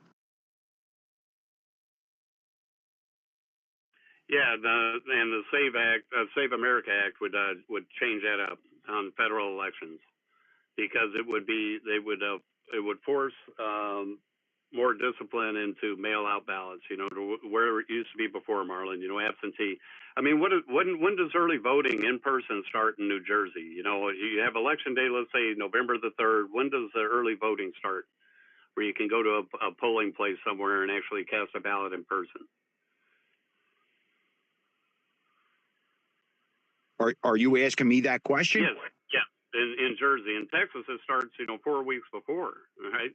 I think it's 6 weeks. Oh, no. I think it's 4 weeks. It's 4 weeks from voting day. So you're telling me that 6. It may be 6. Yeah, you're telling me that 98% of the population can't find a way to go vote in person, and then the 2% that are disabled or overseas or, have a legitimate reason for casting a ballot absentee can't do that? It's not like we have one day election day and then everybody has to rush to the polls. I mean, we have weeks of early voting, and you can do that in person and produce an ID. And even if you don't have an ID, you sign an affidavit, like Mike Lee says. You can sign an affidavit, and then the state has to prove that you are not legal, that ballot is not valid. So it puts the onus, it puts the proof on the state, to go back and prove that. If you register and your house burned down and you lost all your documentation, you can still register to vote with an affidavit, and then the state has access to your birth certificate. Even if you move from another state, they do this all the time, right? Where they can go, the counties all have county relationships where they can check, the validity of your birth at another state, because there are state benefits that require citizenship. And if you lost your documentation, well, I don't have my birth certificate, and you're signing up for state Medicaid or whatever, the state can go to that county can go to the other county and verify that, yeah, Marlon is a citizen in New Jersey, even though he moved to this county in Texas.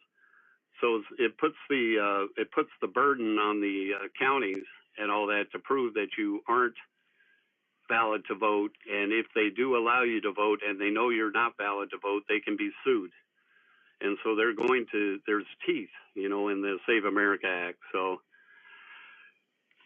anyway, Marlon, that's the idea, is that, you limit mail-in voting as much as possible, and then you get rid of a lot of fraud. And back in the day when I poll watched, in the early 90s, I mean, there would be church buses showing up at these polling stations, filled with people, right? I mean, that was kind of a way of ballot harvesting, but you still had to get off your duff and show up in person. Well, yep, you're right.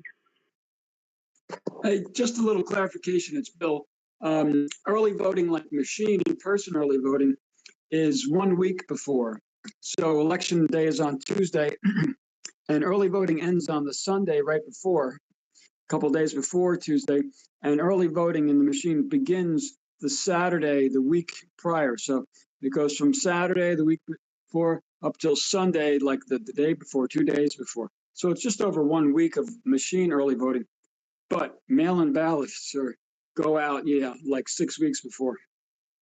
Well, it depends on where it is, right, Bill? I mean, they're open. There are some sites open county-wide. You can go in and vote in these areas, but I'm not sure what's going on with the adjudication process if they're not using the machines at that point. Well, I mean, Early voting on the machine opens Saturday. It's about a week and a half before Election Day. That's when early voting on the machine through the whole state. Gotcha. But you know, there is an area where you can, number one, you can send your mail-in ballot early. And I know there's polling different places around. And like you said, I'm not sure if they're using the machines. I never did it before, so I don't actually know, Bill. Yeah, so there's regional. So like, you know, I live in a county with 26 municipalities, and I think there's only like 10 early voting locations in my whole county. So I live in a town and 40,000 registered voters. The town next to me has 15,000. They don't have an early voting location. Those people, and because my church is there, and I know lots of people from the smaller town right next to me, right on the edge of the border of my county. Those people from that 15,000 voter town, they come to my town, to the library, to the one location in my town. You know, so there's like one location every it's like a 15-minute drive to get to different ones. And you can vote anywhere in my county. So, you know, I live on like one end of the county. I can go to a totally opposite end of the county, go to their early voting location. Every voter is in the machine for early voting. And so that's what it's just a few machines that they load up with everything for the whole county. Well, listen, I can't thank you guys enough. To Truth and Apple, I appreciate you jumping up in the spot. Hey, we're kind of down to the end of it, and I couldn't have done it without the co-host today. So, hey, maybe we can go to Misty, and then we'll go to Dee Dee, and we'll get a couple last thoughts, and we'll wrap it up. Thank you so much, Marlon. Good to see you. Great space. I'm trying to get a constitutional state amendment going. I'm working on the draft right now because last week on the 12th, the other side is starting initiative to be on November 3rd ballot to allow anyone to vote and to not have the SAVE Act. And I want to counter that with adding the SAVE Act, but not just for federal, but state, local, school boards. Any state election needs to have the same federal standards to guarantee the rights of the citizens and the residents. And you guys need to check to see if initiatives for your state constitutions are trying to be changed right now, because it can make a difference. So I'm just asking you to look that up in your state. I'm in Arizona. And so, yep, and you need about 4,000 signatures, just under 4,000 signatures.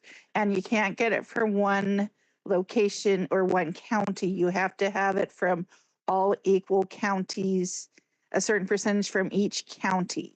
So we have 15 counties in Arizona. So the way that I plan to do this, once it's legal and I have all the wording correctly, I'm going to have drive-through stations where you have as many people, volunteers, as how many lines are on one page. And you have one person go, and then they just kind of follow the line, and you, so that you just keep the line moving.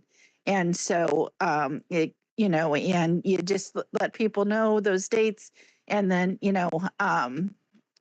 and just get the word out. So, but going to be working on that. Hope it comes to fruition.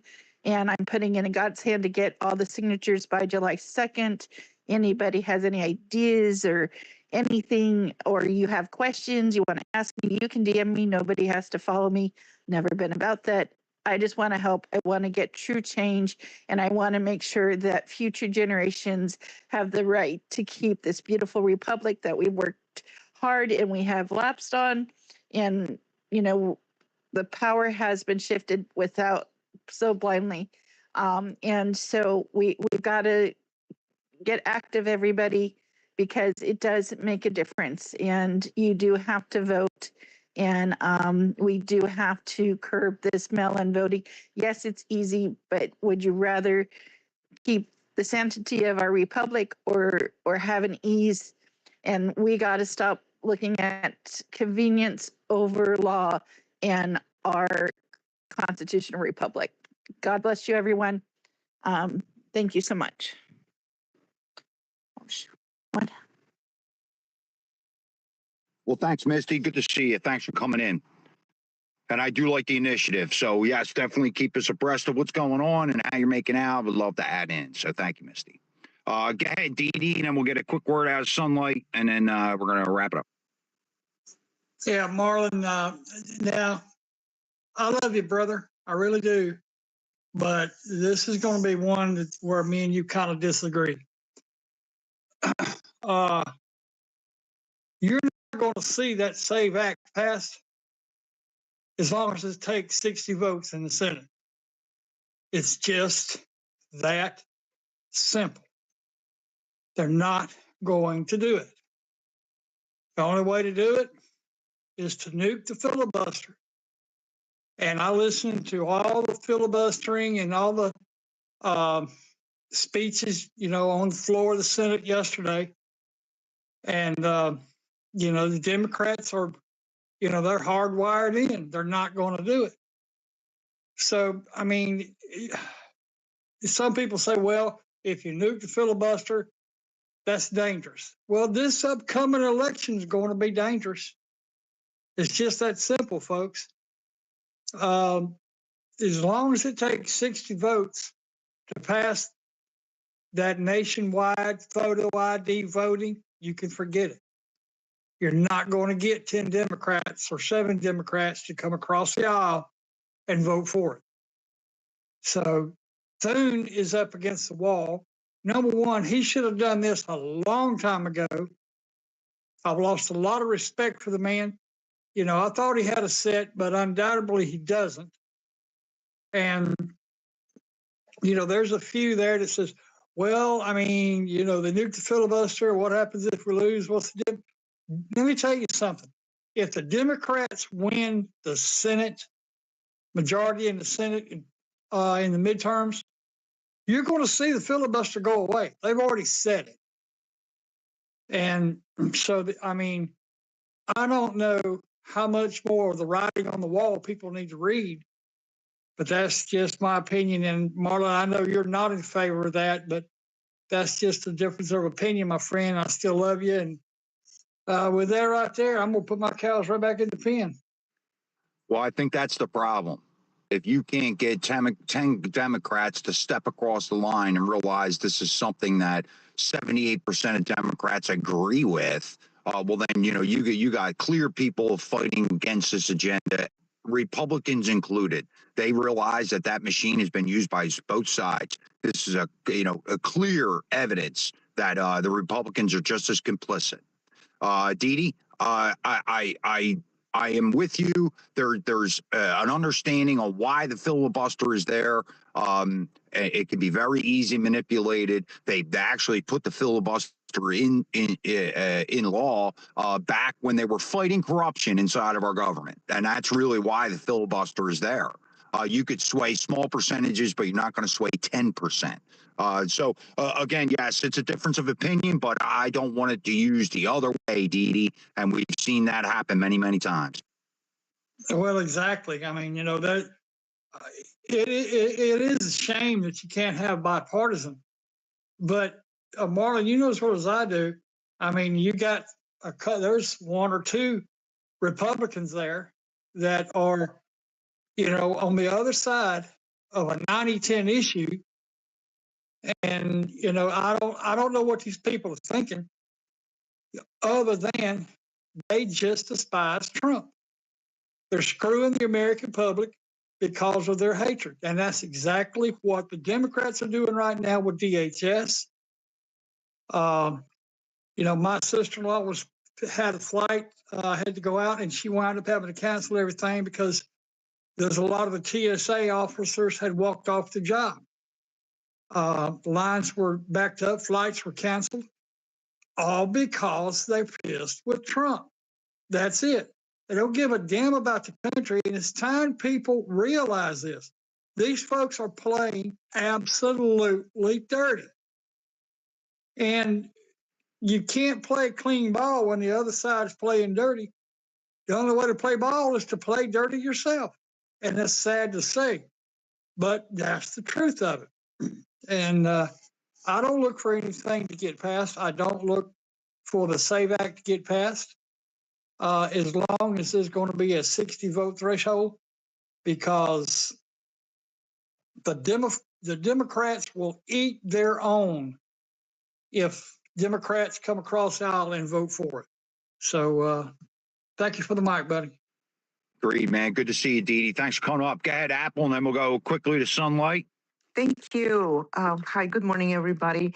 Don't forget today, their test, Mullen is trying to go through the first round of confirmations. Tulsi is testifying on the war effort that is happening right now. And our vice president is also having a conference and specifically on Michigan finances and the future. So it's always good to go back and try to listen to what our president says and his staff. And as far as the SAVE Act, Save America, I believe one thing Trump said one way or the other. So I'm gonna put my money on that. Thank you for having me, and I will go down. Thank you. Well, good to see you, Apple, and thanks for stepping up and giving us a hand here. Appreciate it. Go ahead, Sunlight. The last thought. Yeah, hey Marlon, it's always bipartisan whenever they're spending money. Whenever they can, create something without the appropriate oversight, and 10% can be sloughed off to be slung back into their campaigns, that's when you see them falling over each other to vote yay. So I'll just add that. But the vote.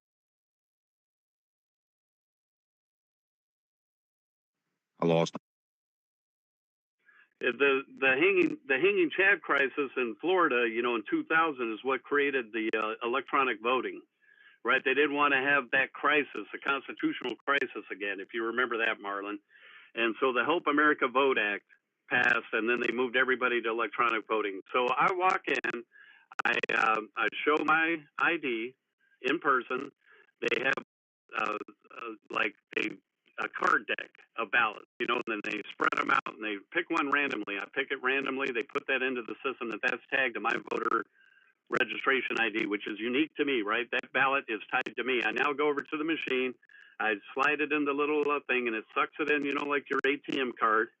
I go through the touch screens, and it imprints upon that ballot all of my selections. Then I go through the validation process. Is this correct? Yes. It spits that card back out. I walk over to the tabulator.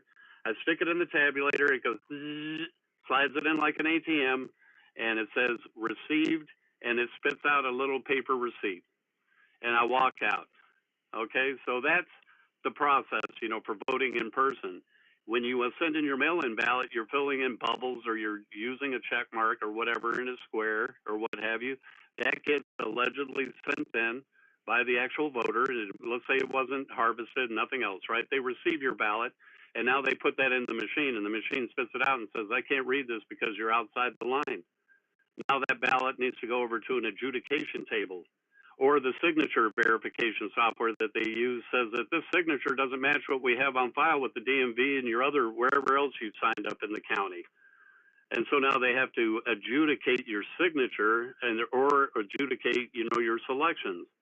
And how much manipulation does that open up, Marlon? At the end of the day, it's a flawed system. In Nevada, for example, they had the software threshold before the 2020 election at like 60 or 70% verification before it would spit it out, and then they dropped that down to like 50 or 40%. So a whole bunch of ballots got sent in with just gibberish. Think about the last time you signed a pen pad for anything. You go and you take your finger and you go, oh, you need to sign that at your grocery store. It looks like Mickey Mouse. I mean, hell, mine could say, it looks like it's not even close to a John Hancock. You can't, it's totally illegible. And so this is where the manipulation takes place at the adjudication table due to flawed signature verification or flawed, selections. And then you add in ballot harvesting, ballot drop-off boxes, and everything else, and all of a sudden the fraud goes up exponentially. The process I described, where you go in and you pick out a ballot, and then you walk over yourself, stick it in the machine, you do your selections, even that process, is the tabulator right? Do they have that set up, or can they do manipulation on the backside now that my selections are electronic? Can they somehow Sunlight, take a breath, bro. Sunlight, take a breath, bro. Yeah. Just But I'm just tired of this whole process of So the Save America Act would solve a lot of that and allow you to go in person. And that's all I'm saying is that there's so many flaws in the system today that and we're the most powerful country on earth. And why do they want to keep that system in place, Marlon? It's all about the Benjamins. So anyway, I'll land there. Yeah, man. Thanks, dude. And there's a lot of problems there. That's why, hey, the more that we talk about it, the more we can expose it and educate people on, hey, their tactics behind the scenes. So, hey, I hate to cut it short, but Truth, I appreciate you coming up and co-hosting, man. I couldn't do it without you today. Hey, no problem, man. I'm not to try to. Every time you say just a little short blurb, then we're here for 5 more hours. So I'm glad that we get to do this. I know everybody's busy today. We got lots of stuff going on. But again, like I say at the end of all these spaces, just keep it all in perspective. Look at the micro and the macro. All this crap that we talk about, really, in the end, it doesn't matter. Yes, we can do what we can to make changes here in our country while we're here, but remember, put God first because that's all that really matters. We already know the end of the story. God wins. So God bless everybody. Have a great rest of your day. Amen, brother. Thanks for coming in. Couldn't do it without you guys. Thanks for everybody up and contributing. The remembrance of Iceman today was great. So have a great rest of the day. Don't work too hard. God bless America. See you tomorrow.